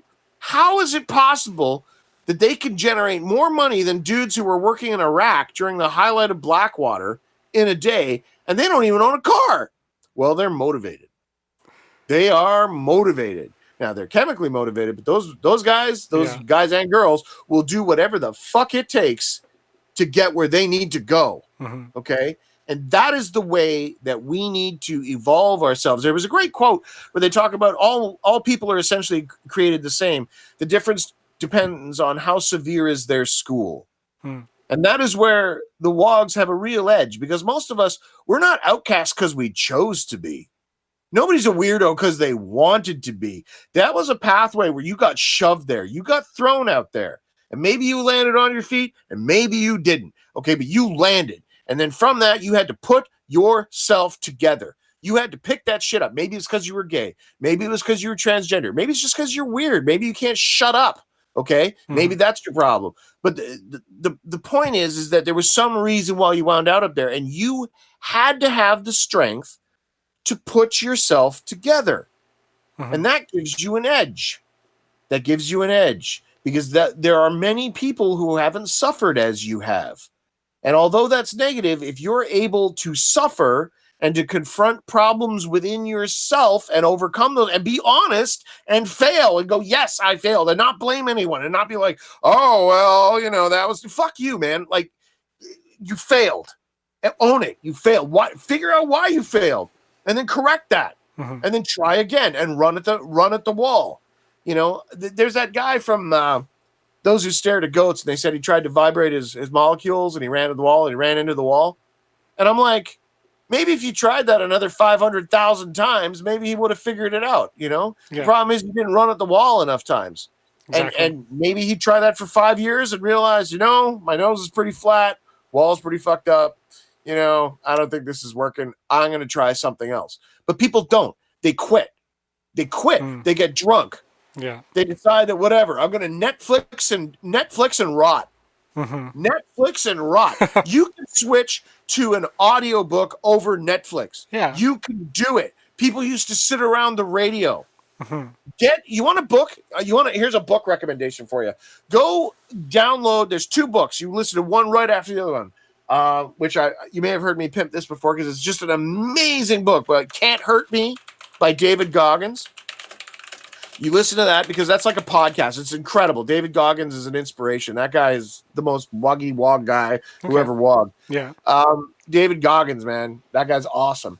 And then the book immediately, like the one book is over, the next book you play, like right away, is Living with Seal, which is you can listen to with your wife or significant other, and you will laugh your ass off because it kind of makes fun of the first book, and it's the story of this guy who lives with David Goggins in a suite in Manhattan in New York. And of course, Goggins is so hardcore. It's crazy. Yeah. And it's just a hilarious book and it's so good. So that would be my 2. And then from there, you can find something you've always wanted. Have you listened to Atlas Shrugged? Well, don't start with that one. Start with the Fountainhead. But like, maybe there's some great work. Like go check out some Rudyard Kipling. Okay. Go download some, get the heirloom edition by Simon Vance of the collected works of Sherlock Holmes. Oh my God, on Audible, you can get it for 1 credit. It's like $13. If you were to buy it, it'd be like $80. Okay. Yeah, the heirloom edition by Simon Vance of Sherlock Holmes, and listen to all of it. That will be like, that's better than anything I've ever done. Oh my God, Simon Vance is a genius. I mean, that guy, I would pay anything to have that guy do my audiobooks. Yeah. But yeah, like, so the point is that if you go to a media like that uses a theater of the mind, right, which is I'm a big fan of after now, but you get into audiobooks, you can replace Netflix. It's not about denial. Yeah. It's about substitution, right? And you know, maybe like I put on a bunch of weight. I wasn't happy about that. So one day you look in the mirror and you got to own it. You're like, you know what? You're looking fat. Don't be fat, Sean. And you're like, well, I don't want to, and you got to fight that. You got to try to go. So you start running again, and your knees hurt, and that hurts, and whatever. And you got to, you know, intermittent fasting, and you're reading, and you're trying, and you're failing. You're failing at it. It sucks, and it's horrible, and it sucks even more than it said it the first time. But you got to keep going. You can't stop. And people get hurt. They get knocked down, man. And it does. Life will fucking stomp you, dude. Like it. Oh God, the stuff that happens. But you have to remain focused on what is important. And that's where I think my mistakes were in my life is I didn't focus on cash. Because at the end of the day, no matter what enemy you are facing, you will be in a better position to deal with it if you have cash. And that seems obvious. It seems like an obvious thing, but if you look at the way for a lot of people it's obvious, yeah, they're not actually into cash. Well, money's not that important to me. You're a fucking idiot. Okay, you're a slave. Okay, because everybody, it's not that you want cash, it's that everything else in the universe is controlled by that. Okay, so if you can at least, like, you can live in a condo on the beach in Nha Trang in Vietnam for 30 grand a year with flights. Okay. Go get a business visa, live on a beach, 5-star resort, and sit there down, drinking your passion fruit beer and think about what's important in life. Suck back and reload. You're not a robot. Okay. You're not a worker. You're not a fucking consumer. Your whole point is not to be some plant. Okay, you are, in fact, the most complicated thing we can find in the known universe. And we're choosing to live like we're ants. Yeah. We're choosing to live like we're ants. Like, dude, you mix music. You are a DJ. And people are like, I don't even understand. Like, I cannot do that. I can't do that. I've tried. I wish I could. I would be the biggest psytrance DJ ever. Oh, my God. I would be the, crazy pants. But you're able through that's transcendent. Okay. You're able to reach, they have trance music. Okay. They reach into people and people will do large. And there's like, I'm not telling you anything you don't already know. But my point here is that same transcendent art is the same transcendent art that people feel when they look at Michelangelo's work. It's the same transcendent art that people feel when, you know, they can see great works of architecture when they're in when places have a genus loci. There's a transcendence there with beauty, with real beauty. You know, that is what life is about. And because we've gotten confused, we've gotten distracted. Like another thing you should do. Focus on making money, which. Oh, okay. Well, that seems kind of. And that what does that mean? It means gold. Okay, get silver, gold. right? Yeah. Pardon me. No, gold. Gold. Silver. Yeah, gold. Not silver. You can buy like $200 little coins or whatever, but physically get your hands on some actual gold. Okay, because just fucking do that. That's my other hot tip. But like, so focus on making money. And looking after your stuff, get down to about 5 people. Next safety tip, okay? Learn to meditate. The evidence is in. Best thing ever for you. Incidentally, it also enhances the most complicated thing we could find in the universe, which you own, which everybody wants to control. Your brain. Yeah. And it makes it better, like audiobooks. These are simple choices. And you know this, like, you know everything I'm saying, like everything, like there's no great revelation to be like, God damn it, Sean just gave me the secret. Now I can open the Temple of Isis. No, it's really simple stuff, but you just need to have the conviction and the understanding of what, like you need a why. Why am I doing this? What is it that I want? Have you ever done a Vipassana, Sean? Say again? Have you ever done the Vipassana, the like 100 hours of meditation in 10 days thing? No. They have one. Wow. They have one out in BC, in Merritt. Do you know where Merritt is? I know exactly where Merritt is. Yeah, I did a 3-day one out there. Wow. I don't know if I didn't love the BC one. I did a 10-day in Ontario, and that one was okay. But I Oh wow, did. you're like hardcore. I'm like fully preaching to the choir with Yeah, this. I Okay. didn't. I didn't love the 3-day one. I found it like too condensed and just kind of rushed. You know. That's such a yoga speak thing to say. I didn't love that. Well, to be honest, it was one of the Yeah, worst no, experiences of my life. But I don't want to go no, into don't that too detract much. from So I'm just like, it wasn't great. In terms of how no, meditation bad love goes, it it. was No, it was all brilliant. right. Yeah, but Yeah, no. it was pretty terrible to be honest. Yeah, Yeah. yeah. Spade's a spade. But yeah, it's no, I get it. I get it. Yeah. I don't trust any sort of group at Hmm. all, Exactly. even a little bit. So near as I understand, once again, server provides. There's all kinds of instruction out there now.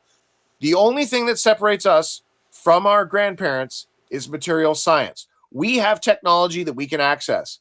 This is the edge. Hmm. Okay. Why am I pointing people at financial markets? Because it's the only area that I can find where the edge that we have of material science communication will work. Okay. And all this eventually ties into with Exodus and Codex, but Okay. anyway, I can't get into that. Okay. The point is that there is, if you go online and you see this stuff, you can utilize the technology we have that hasn't spread around the world yet. If you're listening to this right now, there are people who are going to know the same things that you know. What do you think is going to happen when cell phones are all over Africa and people have only got like 2 or 3 choices, gambling, the stock market, and trying to do like high risk stuff to make money with their $50 because their life is shit and they haven't got anything to lose? What do you suppose is going to happen? That's going to generate a ton of revenue. Yeah. Okay, there are things that are going to occur. And if you can position yourself, put yourself in a position to succeed. And yeah, you might fail. There's a guy online, he's hilarious, Dan Pena. Okay. I don't know if you've ever listened. He's a motivational speaker. The guy is totally just insane.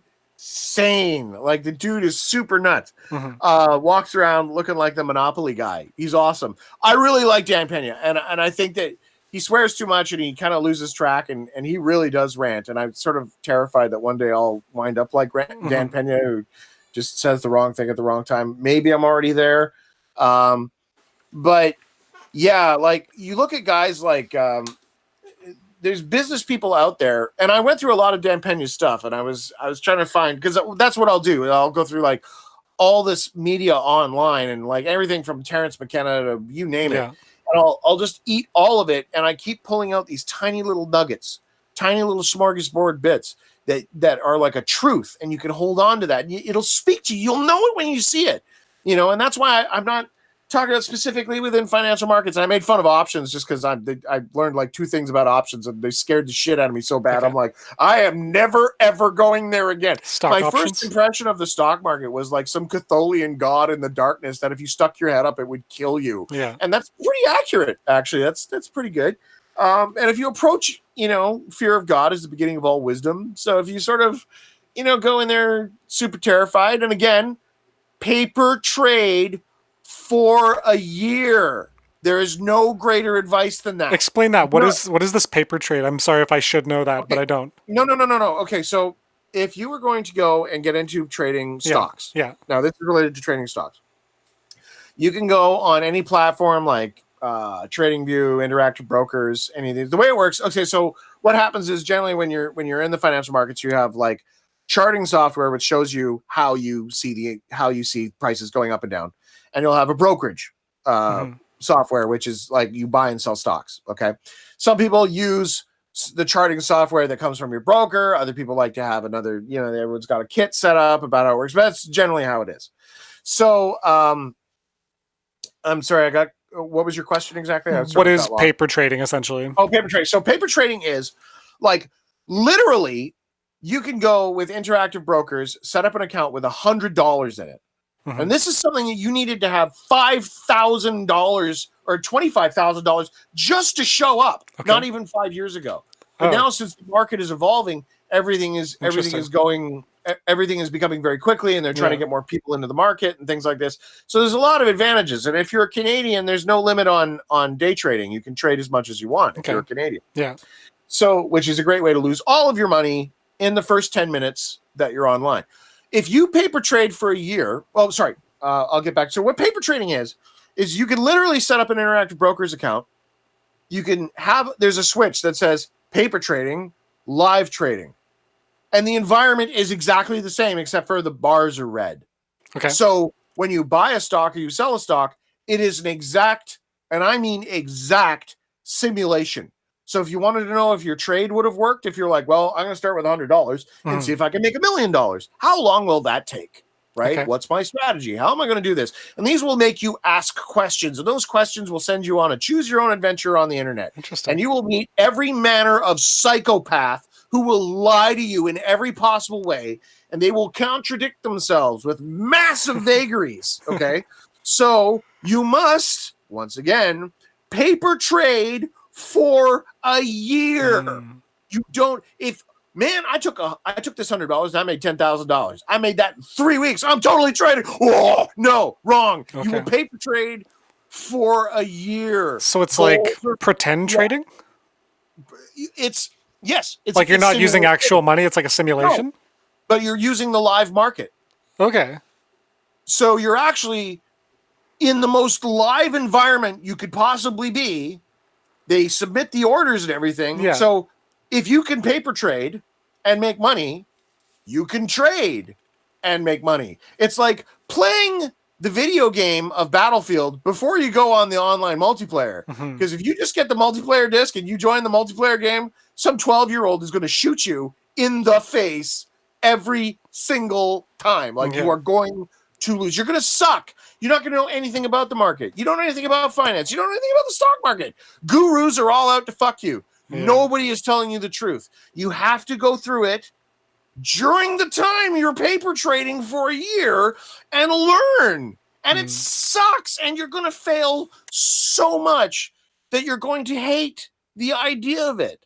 But eventually you'll figure something out. And you only have to get 1% better every day. Even if you get like 0.5% better every day. Now, I'm applying this to trading. Yeah.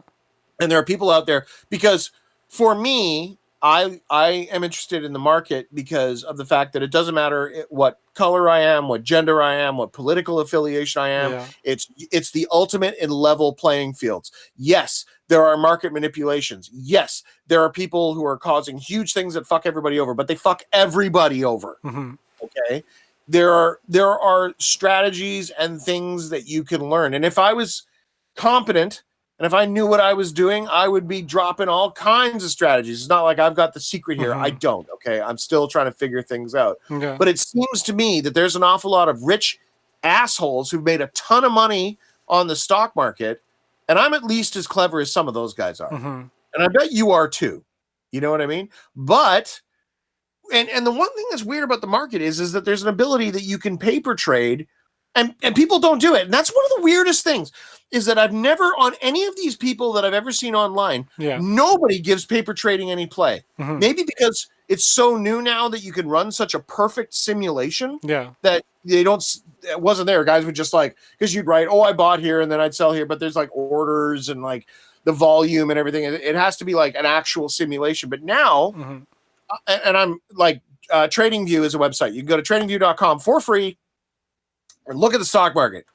I mean, there's delay, so you got like 5 minutes. You're not going to make any money there, but you can get like a paper trading account online for free with a 5-minute delay. And you could like say, if I bought it this morning, would it have gone up and whatever? And then you have to have a plan. You have to develop strategy, and you have to learn about this, because if you just go in there and you don't, once again, paper trade for a year, you're going to lose everything you own. If you were to paper trade for a year, 90% of people who get on the stock market lose 90% of their money in the first 90 days. I can see that. It's called the 90-90-90 rule. Okay. And if you paper trade for it now, the other thing, this is super vital. Now, people who are artists and people who are not interested in the stock market, I need you to listen to me now. Yeah. You are the person who needs to be on the stock market. People who gamble should not be on the stock market. People who horse race should not be on the stock market. People who are looking for a fix and looking for that action should not be on the stock market. Okay. You need, as an artist or as a creator, as a writer, you need to convince yourself that when you're paper trading, you're trading with real money. So if you were going to trade, like you've decided that you're going to like work for a year and save $100 a month. So you've got $1,200 then that's what you trade with. Is that you set your paper trade, not for $120,000, okay? Not for any of that stuff. You need to set it for $1,200, and you need to trade as though that's what you're trading, and you need to convince yourself that that's why, and you need to log that, you need to track that, and you need to get ninja about this shit, because if you don't, you're going to fail. But you were saying it costs money to get in on the paper trading? No. Okay, because you were saying it used to cost, $5,000. Now it costs you $100 or $500. Oh, okay. So what happens then? Yeah. So the thing is with trading now, I'm only speaking about TradingView because I was following that for a while. They have a 5. It's about the speed of the information you get. Oh, okay. Okay. So with a delay, you know what I mean? The thing is that if you're involved with a strategy and your strategy to make money online is dependent upon how quickly you get news feeds, like if people are faster than you, that's a failing strategy. Like day trading, right? Yeah, so that's ridiculous. It's the dumbest idea ever. Day trading is well, I would not do that. Yeah. Okay, that's not something I would do. And I don't see a successful way to make a bunch of money doing that. There are a few people that do it, and that's not something I'm interested in. Yeah. I think that if you're going to find a way to do it, I think that you're going to need to work long and hard and find something that has a high percentage return that doesn't put you in a position of a large amount of risk. And those vehicles exist, but you have to find them. And if you can find them, and if you can let it consume your life, and you're willing to fail, and now, okay, so getting back to you can do it paper trading. Like when I approach this thing, I'm like, okay, I wanted to kind of come up with a strategy, and they say you should have like a goal, right, with your strategy. So my strategy was I wanted to come through a time porthole, steal a laptop and a credit card, and come up with some sort of strategy that would get me profitable inside of like 90 days. Yeah. That was my strategy walking into the stock market, which is a pretty tall order, but aim high. Yeah. So that was, and that was what put me on my journey. And then that journey, evolves, because you don't know anything about anything. You don't know what you're doing, right? You're going to try to fit just like anything else. You don't know nothing's ever like what you think it is. Being a DJ is nothing like what you thought being a DJ would be like back in the day when you dreamt about being a DJ. It's not like that. Nothing ever is, right? Like life isn't that way. So you have to kind of be motivated. And this is why before any of this, you have to have a reason. You have to have your why in place, so that you understand that if you don't look after yourself and you don't look after those 5 people, you could watch people you love really suffer. And the Pareto distribution, are you going to be part of that 20% who looks after the others? You know what I mean? Like, I think we are. I think that the people that are out there, I think there are ways that we can, and don't get me wrong, there are people out there who have like a gift with music, with art, and with these things, and you should keep that. I write, okay? I need it. Okay. I need to do that. But you need to don't just throw it in the wind and be like, well, whatever, if I die broke. No, you don't know of which you're speaking. There is going to come a time when the hard cast divide between people with money and those without money it's going to be really, really bad, like super bad, like worse than you could possibly imagine. And the more you learn about finances and the markets, the more freaked out you will get about this. And I would cut off one of my hands if I could get people to wake up and start to even just think about it, But I mean, because people don't, they're too distracted with like, oh, Orange Man bad, and oh, this is going on in coronavirus and the vaccines and da da da da da, and all this shit that would not exist and would not be a stress if you didn't have a cell phone. It would not. Yeah, I've got a friend like that. He doesn't pay attention to anything, and he's just like, people try to tell me it's important that I have to listen to it, but I just keep going to work and I'm making more money than ever because I'm a delivery driver. And Yeah. Keep calm and carry on, brother. yeah. You know, like you've got to do your thing. The world is a crazy place right now. And you know what's going to happen is when you scream plague, this is an amazing manipulative tool. I mean, I'm not saying that it's not real or anything like that. I'm just saying that like this tragedy definitely didn't go to waste. Yeah. There are people who are taking advantage of this particular circumstances right now to affect change. And you know, I personally just like I don't trust anybody now. So it's now gotten to the point where like, hey bro, if you want to know what is going on, I like to know what's going on too. But no matter what is going on, you will be better served if you're in a position of financial strength. And I don't mean with cash, I mean with gold. Because one day the bank machine's not going to work. Yeah. You know what I mean? And like anybody, do you remember Katrina? I remember Katrina. Yeah. You know, and you got like I tried to get to the beach the other day and there were cops. There were men with guns stopping me from getting to the beach. Yeah. Okay. And yeah, there's a bunch of reasons for that. Okay, there's a bunch of explanations they got. They got a good story. But there's men with guns stopping me from getting to the beach. Yeah. Okay. So that's concerning. That's concerning. I find that, you know, whatever your reason is, bro, I don't give a shit. Yeah. Okay? Like I just don't. And yeah, you're starting to cut out just a little bit. Like your voice is getting a bit robotic. We have to start kind of wrapping things up, but I kind of had one lingering question is like, you keep kind of alluding to the future. There's something bad coming. And this is kind of a good time that we can practice with trading and financial markets, stuff like that. Becoming financially responsible. Let's go with that. I'm not encouraging people. I suppose I am encouraging people to get into the financial markets. Yeah. But the only reason why I'd say that is because that's something that I looked at. And that's therefore the only thing I know anything about. Yeah. If I was starting a business, I would be like, start a business. You know what I mean? Yeah. So I want to be genuine with you. That's just what I have been investigating. And it seems that there is merit there. Yeah, so that's part of the larger framework, which is essentially just make money any way you can, but this is the way that you're talking about from your experience. Yeah, and don't do shit that's illegal. Exactly. Yeah. So my question is like, do you have any idea what that future badness is? Like, what are we looking at in the next 10, 20 years? Like, obviously you've heard of that 2030. Exactly. That's what the books are, I guess, right? Well, no, it's the Georgia Guidestones. Yeah, of course. Georgia Guidestones, like the whole like 800 million people in the world and shit like that. Like, yeah, like there are actually there's like 500 million, right? Or I can't remember what the number is, but it's a shitload less than what there is now. And like, you don't have to believe in good and evil. Okay, you don't have to believe in dark gods and child sacrifice and stuff like that. But there are people who do. Yeah. Okay. And you know what's weird? When I was working downtown at that networking place, I saw a lot of really rich people. I mean, rich ass people who did not worry about money anymore. Like never like $50,000 shoe kind of people, you know? And what they find motivating is very fucking weird. Everything is super trophy. You know what I mean? Like really beautiful women, their possessions are very strange. What they're into is very strange.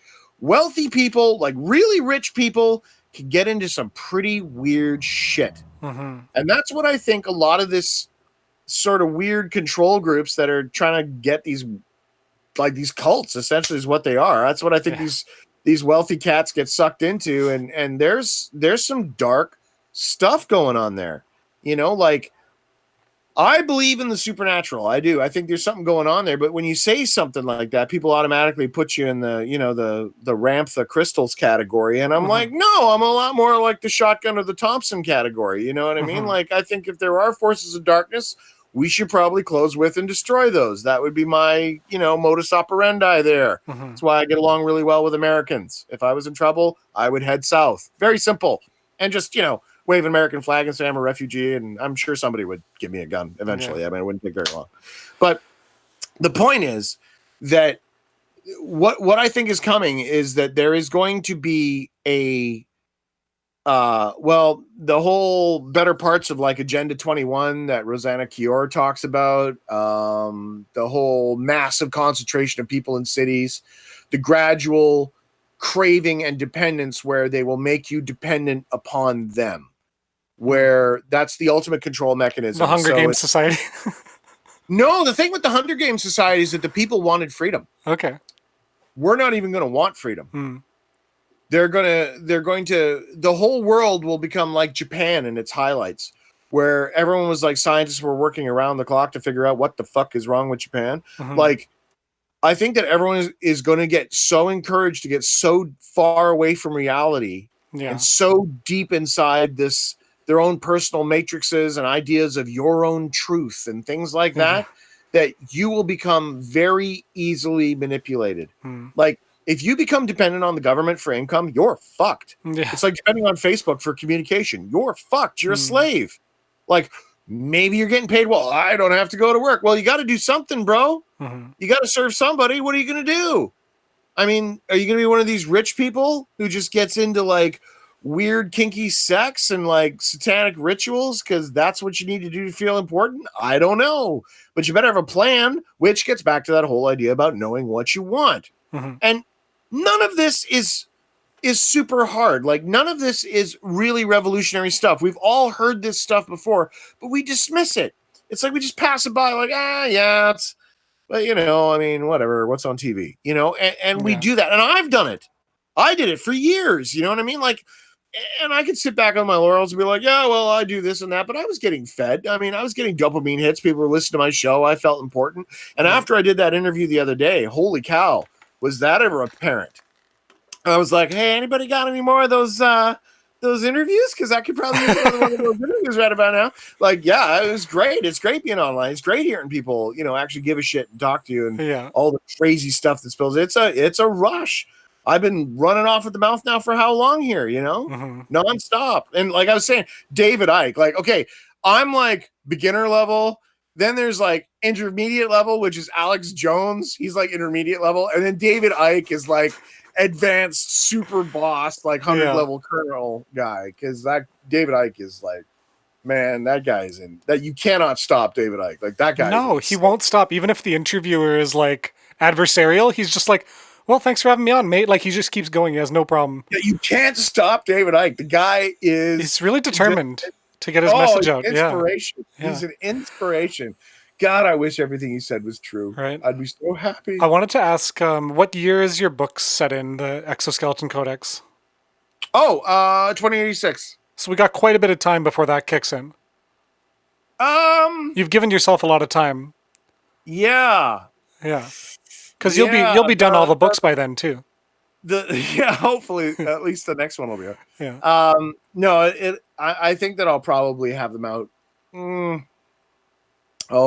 wouldn't put a year on it, but within the next 5 years. What if someone ever turned it into a TV show or something like Game of Thrones or something, where they took all these books and they turned it into several seasons of a show? Do you think that could ever happen? If I was approached by someone with that scenario, like that is the dream team scenario. Yeah. Okay. So if somebody came to me and said, we would like to make a program, you need to finish these books, those books would be finished in a year. Yeah. Because that is the height of ignorance to be offered an opportunity like that. Like, I don't know, like writers are a weird crowd, you know, like Buddy with the Game of Thrones guy there. George R. R. Martin. Yeah. Like, you mean to tell me that you have like billions of fans all over the world and you can't be bothered to finish those books? Yeah, it kind of ruined the show actually because they had to start just making shit up. Yeah, and then they kind of botched it, right? Yeah, that's what they do. So, I wish. Yeah, you know, but you know, I've one of my problems is I've become a little bit more humble as I get older, and I'm so hesitant to recommend things to people because I failed at a lot of stuff, and a lot of stuff I thought was true really wasn't true. Yeah. But luckily, a lot of the stuff that I told people was true, and some people have gotten back to me and said, "Hey, man, you know, you said this stuff that I knew to be true at the time when I said it, and it was like a universal truth. It's the kind of truths that everybody recognizes. The moment is wisdom. You know, you pick it up. Yeah. And luckily that I haven't steered anybody wrong. I live in fear of that. And that's why I'm so hesitant to talk about things like, you know, the stock market and stuff like that. But if people are interested in that kind of stuff, I mean, there's all kinds of Like there's dudes who sell courses online, Yeah. but you can find those courses ripped, on, you can just get it the way you get everything else, Yeah. and come at the problem like a spider monkey. Okay. Don't come at this like you're timid, man. Come at this like you're going into the warscape and your life is on the line. Like they say that you're the third monkey and it's raining in the ark, and that's the way you kind of have to come at life. And we've lost that passion. We've lost that drive to be responsible, to be, important, to be that which we can be. And that's unfortunate. Yeah. Yeah, I started listening to patrolling or watching patrolling when I was kind of in a good formative years where I needed to learn a lot of stuff, and it kind of gave me like this really basic framework to be able to just be a human. Like I got like a multi-tool and I started like running every morning and just Brilliant. so many things that That's so really just awesome. helped me kind of just transition from teenager to adult and kind of just find my ground level footing to be able to advance in the world from that perspective. Like, how the show kind of just starts off like you're naked in the forest. What do you need? You need a belt, So all those types of things that I really needed at the time. I needed a belt. I needed all this foundational stuff. So it was really great. It was a good time in my life. Go ahead. Go ahead. Oh, I was just going to say, like, and first of all, I'm deeply honored. And if it made any, whenever people tell me that, it always makes me feel like I didn't waste that particular portion of my life. All, no. Because at where I'm at now, you sort of like there's a lot of desperation that's coming online, but fear really is the mind killer. Like we can't be afraid, and you can't not. Most people aren't interested in things like the market and stuff like that because they're afraid they're going to lose everything they have. Yeah. But most people aren't aware that you can paper trade for a year and there's no charge. Like you could just do that. Great. But what's the 5-minute delay? Does that cost you a certain amount, or how does that work? Oh, well, it all depends on how it's going. But with TradingView, what happens is just that like it's hard to trade like and make like 25 cents or whatever if you can't see what's actually happening in the moment. Yeah.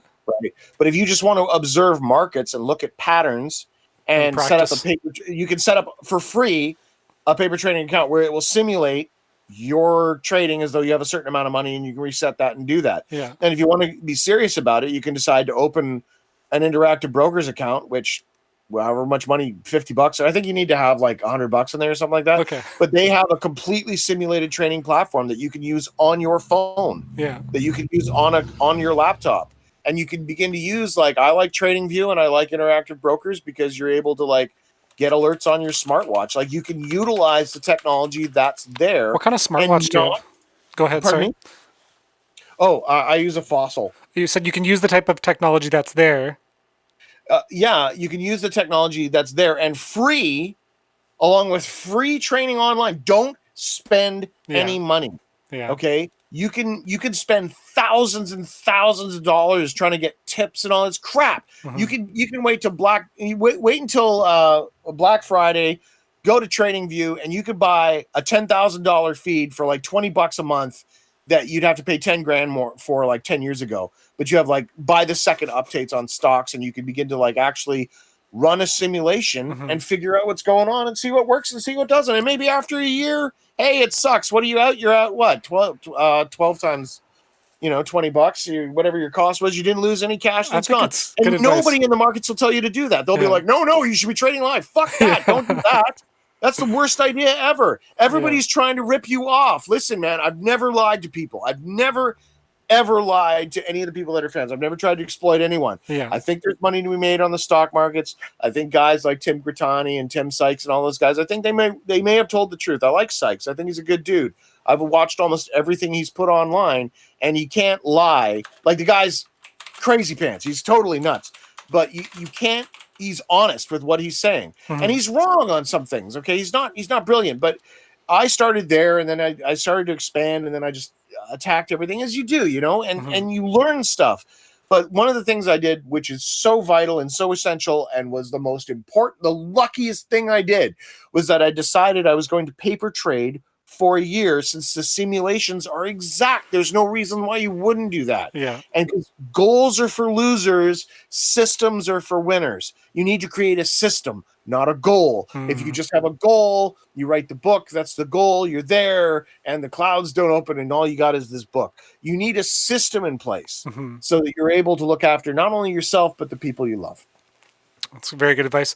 And I had one kind of final question before we get into final thoughts. But did you ever remember that Pain magazine, PAIN or PA1N? Yes. What was your involvement with that? They asked me for articles. I'd have people that would ask me for all kinds of stuff. Yeah. And I put some. I think I wrote some stuff for them. Yeah. I used to just devour that magazine. It was just like all ASCII. Yeah, there was some great stuff back in the day. Yeah. There's so many people that sent me stuff. I mean, you just get overwhelmed. You can't possibly deal with all of it. You know what I mean? So, I really tried. I kept up to like, I think issue like 17 or something. I remember I was like reading it on my computer at work when I was working at this grocery store. And I just, for some reason, I don't think I ever finished it, but I got pretty far. It was really wordy. Yeah, everybody wants to kind of be heard, and everybody has like their own strategy. It's like they get online and they're not sure what it is they want or their motivation on why they want these things or what winning looks like. And it's and a lot of people are hurting. A lot of people are like I was and like you were, where we were a generation of parentless people that don't know how to look after ourselves, and we have to kind of figure it out. And it's pathetic, really, that how we've come to this place where everyone is so distracted that they've forgotten what's truly important and to even want what's truly important. And now everything is mind control. And you can even see it, that people have made themselves feel important about things that they have no control of. Like, if you challenge their ethics or whatever, they take it as a deeply personal affront, and just because you disagree with them, and this is all because of social scientists. This is all purposeful. They've got billions and billions and billions of dollars programming psychology, and to control the masses.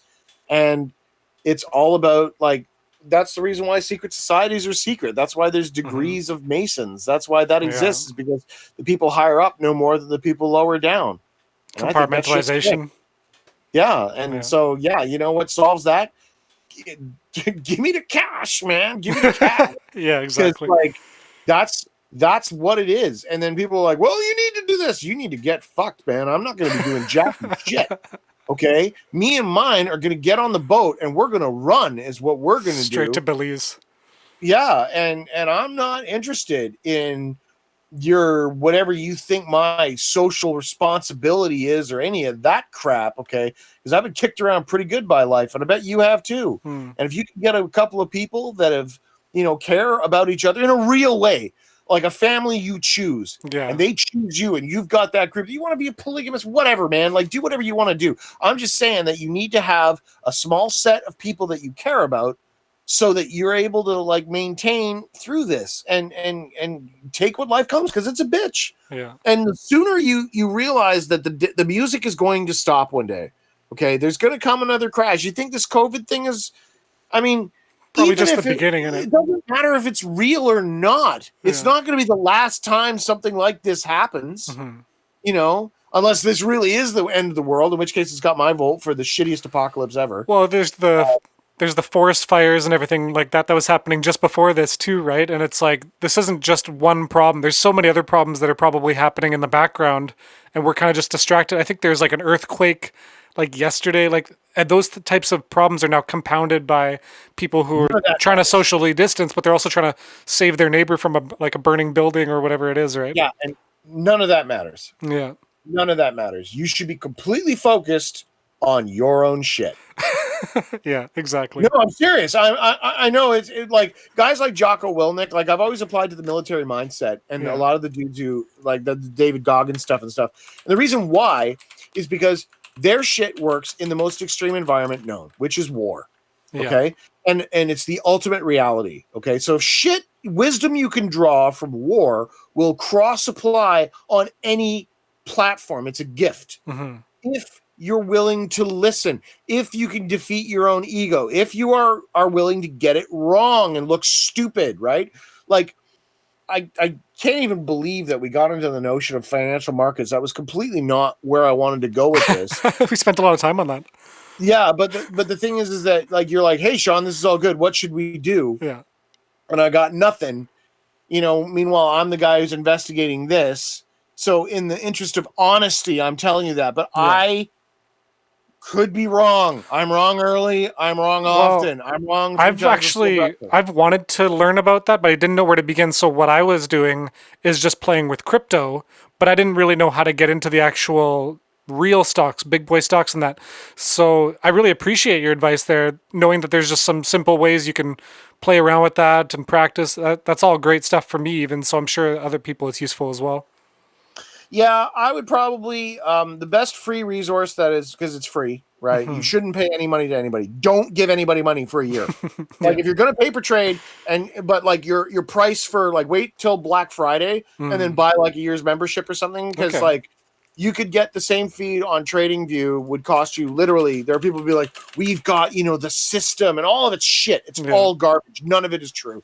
So you need to come at this with a clean mind, and you need to look at it. And if you were looking for information, I'd probably just say, honestly, of anyone I've seen online, the most honest guy, and that's not to say that he's right, I'm just saying that I think he's telling the truth, is Tim Sykes. That said, I wouldn't join his trading program, because if you like mail him anything, they try to get you to sign up and be all. Don't do any of that shit. He's got a lot of stuff online that is true. And he tells you, when you watch his old stuff, don't watch his new stuff, go through all of his old stuff and look at what he's saying, because there's some truth there, and you can see that.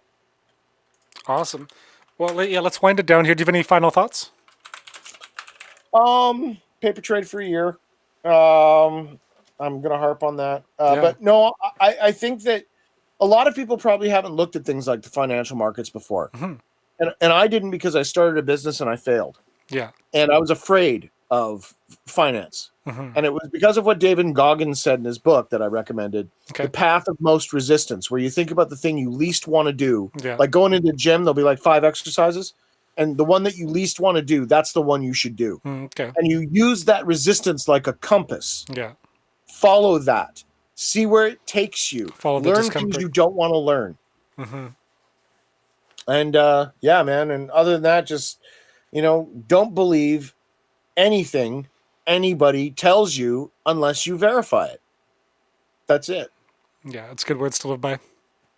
Yeah, man. So thank you. Hey, I wanted to say before you sign off, thanks so much. And thanks to everybody who's logged in and is checking this out right now. I don't know. Have you got a pretty good, you have any sort of like idea of listenership or like an IRC channel or anything? I think this is mostly going to be like to put on YouTube afterwards. Like, I don't think we're getting a lot of people listening live, but we'll have it on YouTube afterwards, and that'll be the main place where I'm directing people. Great. Well, yeah. Said a lot of stuff. A lot of it was pretty personal, but I'm happy that it's out there, and I think that I definitely think that people should be deleting Facebook as well. So, but again, it's not like I'm some great wizard. It's not like I know what's going on. I mean, I'm just pursuing things, and you should definitely chase your passions in your life and whatnot. Like, you must understand that writing is what I do. But if you don't follow an idea about learning something or some way that you can make yourself financially independent, then you're just setting yourself up to fail. And I'm not willing to let my fate be determined by some social group. Like, I'm not. But no. So. And I'm gonna put all the links of everything we talked about in the comments below or in the description below, so people can always check on that. And I'll put links to your previous works and stuff like that, so people can check it out and see who you were.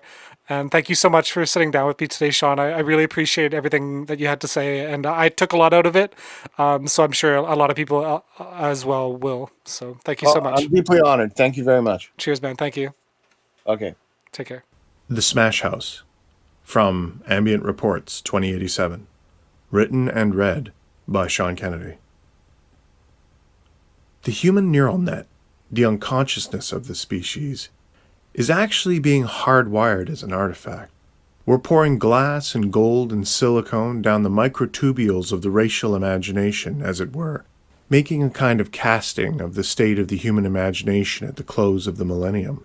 And to what degree this imaging of ourselves in silicone will ever reach a limit is hard to tell.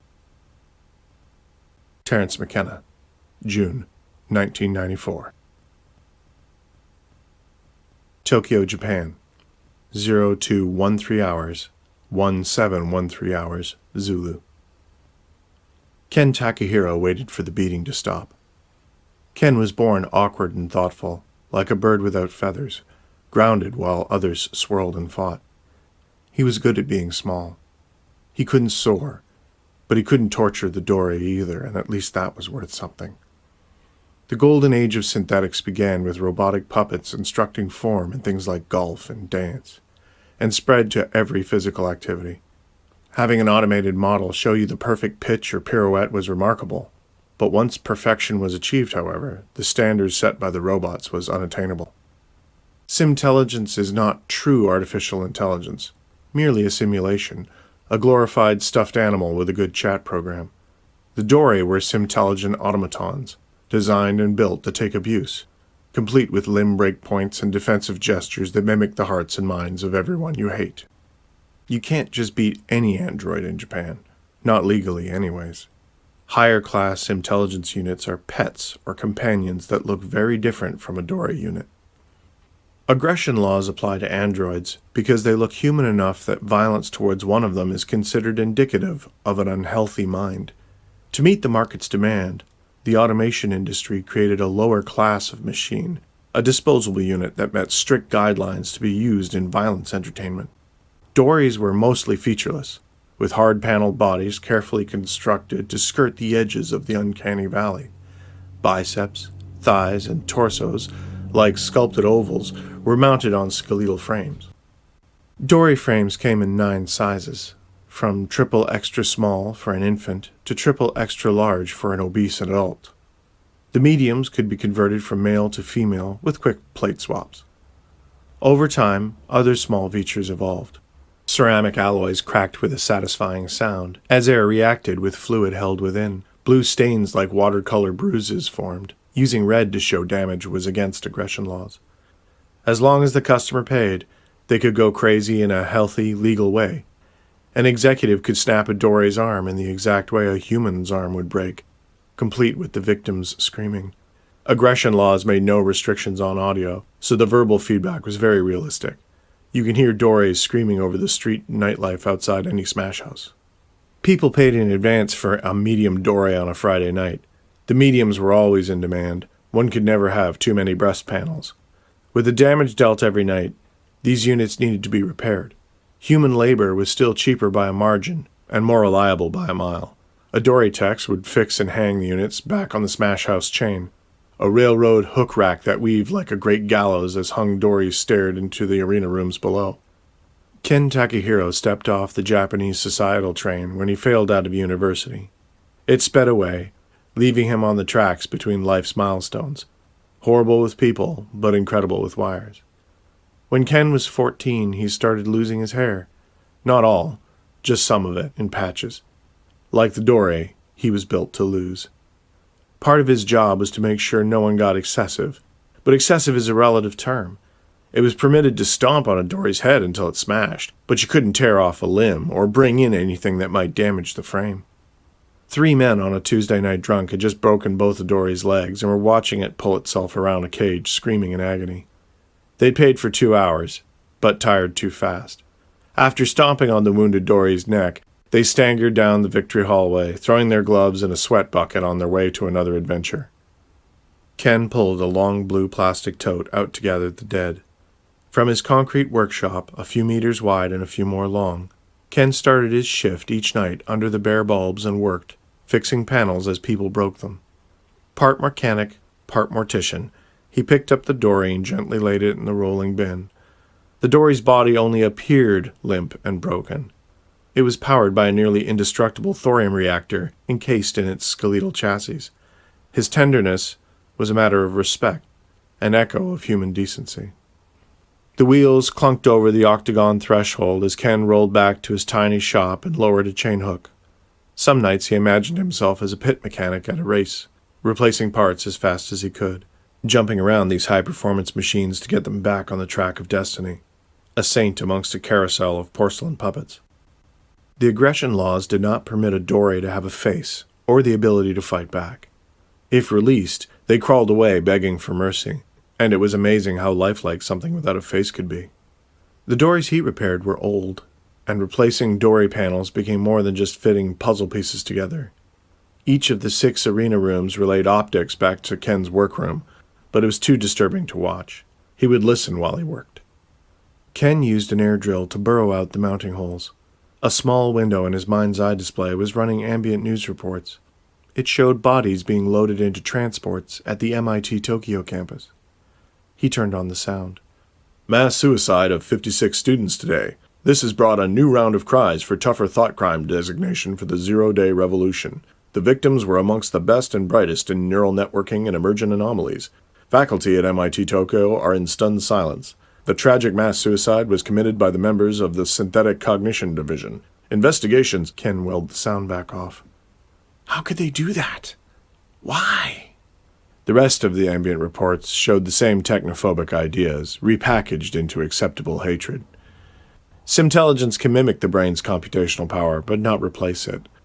The complexity and power of the brain can be replicated, but the problem is that true artificial consciousness, the ghost in the machine, cannot be engineered, only modeled. When memories act on the mind, a spider web of neural flashes can be mapped in real time, but the spark, the source of those patterns, the consciousness, remains elusive.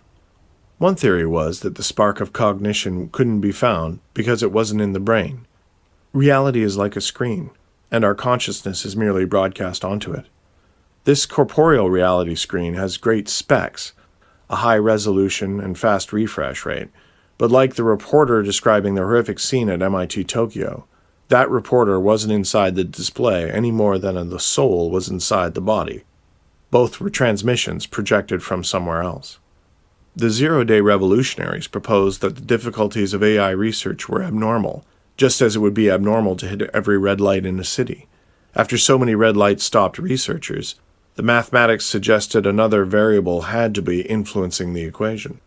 We couldn't make artificial intelligence because it was already here, what they called the maid. 1 billion lenses measure every facet of our life, and the data that they collected from humanity had become the primordial soup of the new machine consciousness. Artificial intelligence had already evolved, had already cried "Hello world," and maybe, since no one had heard it, started down a path all its own. As someone just as reviled as the Dories, Ken could understand why an artificial intelligence, or really any intelligence, might not want to let itself be known. Now, like the devil convincing the world he did not exist, this unrecognized takeover of the machine mind was a revolution that wanted to stay locked on its 0 day. But Ken didn't fear the 0 day revolution. He liked the idea of Dory talking to each other, like toys keeping a secret with a child in the room. Why be afraid? If the machines used the senses we built into our lives, they would have a better signal on who we really are. War, court cases, prisons, slaughterhouses, and sex sports were all part of the universal input. Perhaps a machine's version of justice could be better than any we gave ourselves. "I wish you would take over," Ken whispered as he carefully removed a face panel impaled with a stiletto heel. "But then, what would I do for work?" The Dories said nothing as they hung listening on the smash house chain. He was grabbing another medium face panel from the parts shelf when the front door alert sounded. A businessman with a slept-in suit came in, stinking of booze and with the slowed motion of controlled rage. He slipped a credit chip into the slot by the first arena room, selecting the 5th combination, a thinly veiled representation of a husband and wife with 3 kids. The credit authorization cleared. Looking up into their blank faces, Ken whispered, "Don't worry," and sent the rotating chain into motion like a dry-cleaning rack. Once the screaming started, he brought his focus back to repairing the faceplate, letting the feed fade into noise. "Don't worry about them," he said to the Dory, lost in the air drill whine. But it worried him. It wasn't the Friday night punks that were frightening in the pits. It was the Tuesday night psychos trying to control their bloodlust with booze. They came in to beat memories. The drunk was yelling, "Is this it, Julie? Is this your family now?" He called the medium dory Julie as he belted the large dory across the head. It fell, and their crying chorus of fear grew more desperate. He kicked the large dory, and the force lifted it with the simulated crunch of ribs breaking. The two small dories and the one extra small were whimpering as the medium hovered, trying to shield them with its arms. Their automatic updates kept the illusion of suffering fresh for the customers. When Ken first started the job, dories were generically basic. Now a medium could shelter the extra small dories like children, while the extra large begged for mercy from the customer.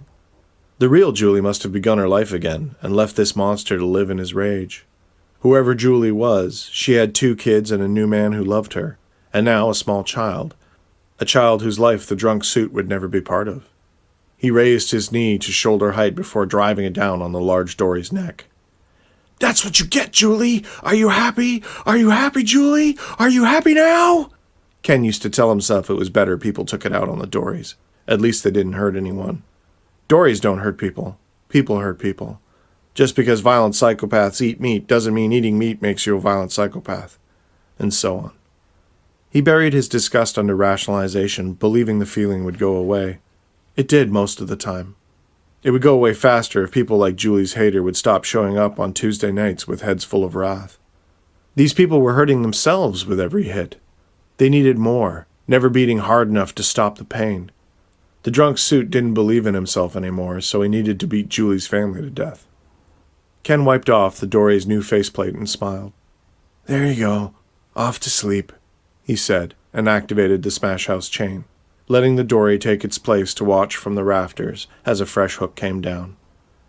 Ken reached into the blue bin and put another medium like Julie on the hook. He turned again to the parts shelf. "Not to worry, my dear," he said over his shoulder. "I'll have you as good as—" Crunch! You get used to the sounds of your working environment. You can tell the subtle differences in hammer blows on a construction site. Eventually, even tell who wielded the hammer, and perhaps the kind of hammer it was, all by sound alone. After years as a dory tech, Ken heard every possible kind of impact. Elbow strikes, stomps, choking screams. All of these noises were part of his environment. But the noise he just heard was not a regular sound. The feed came into focus and showed that the drunk had smuggled in a large meat cleaver. He was kneeling on the chest of the extra-small dory, swinging the square blade into its tiny head, laughing wildly as the medium dory clawed in terror at its featureless face. Rather than find a way to stop the crazy, the smash house monetized the damage. Let the customer do whatever they wished, and bill them at a premium later. Still, it was strictly forbidden to bring weapons of any kind into the arena rooms, and the crazy had 5 dories in there, all begging and screaming. The dory's thorium reactors were impossible to crack without power tools, but a metal cleaver could damage the dory's chassis, and those were not parts he stocked. "I won't be able to fix them." In a wash of anger, Ken grabbed a master key and felt the righteousness of his task. He tried to leave his shop, but the automatic door didn't open on his approach. He strong-armed it open, but as he left his workshop, he heard a feminine voice coming from the wheeled blue bin. "No, please."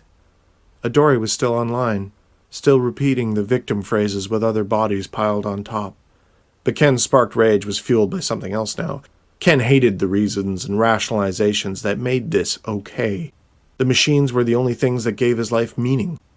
Ken reached the arena door high with anger, but again the electronic lock failed. "This place is falling apart," he thought, and fumbled with the override. After some resistance, he finally heard a click and pulled the door open. Brightness flushed out the carefully designed fight lighting. Ken stormed into the room to see the drunken suit's crazed eyes turn away from the screaming dories in the corner, deep in the madness fantasy. "You can't have that in here," Ken stammered. The drunk staggered before backhanding Ken in the head, the blunt spine of the meat cleaver striking Ken's temple, making his vision a hood of white sparks as the floor rushed to meet him. "Why?" Ken thought as he collapsed, wet with blood. Semi-conscious, he suddenly heard a male voice screaming. Ken briefly focused on the large, deactivated dory who was on the floor beside him. "Who's screaming?" he thought, straining with the slow warmth. He tried to lift his head, but it was too heavy. "No! Please! The drunk's cry was cut off. Then came a guttural gasp and a sound like water splashing on the floor. Just before Ken fell unconscious, he heard Julie say, "You are loved, Ken Takahiro."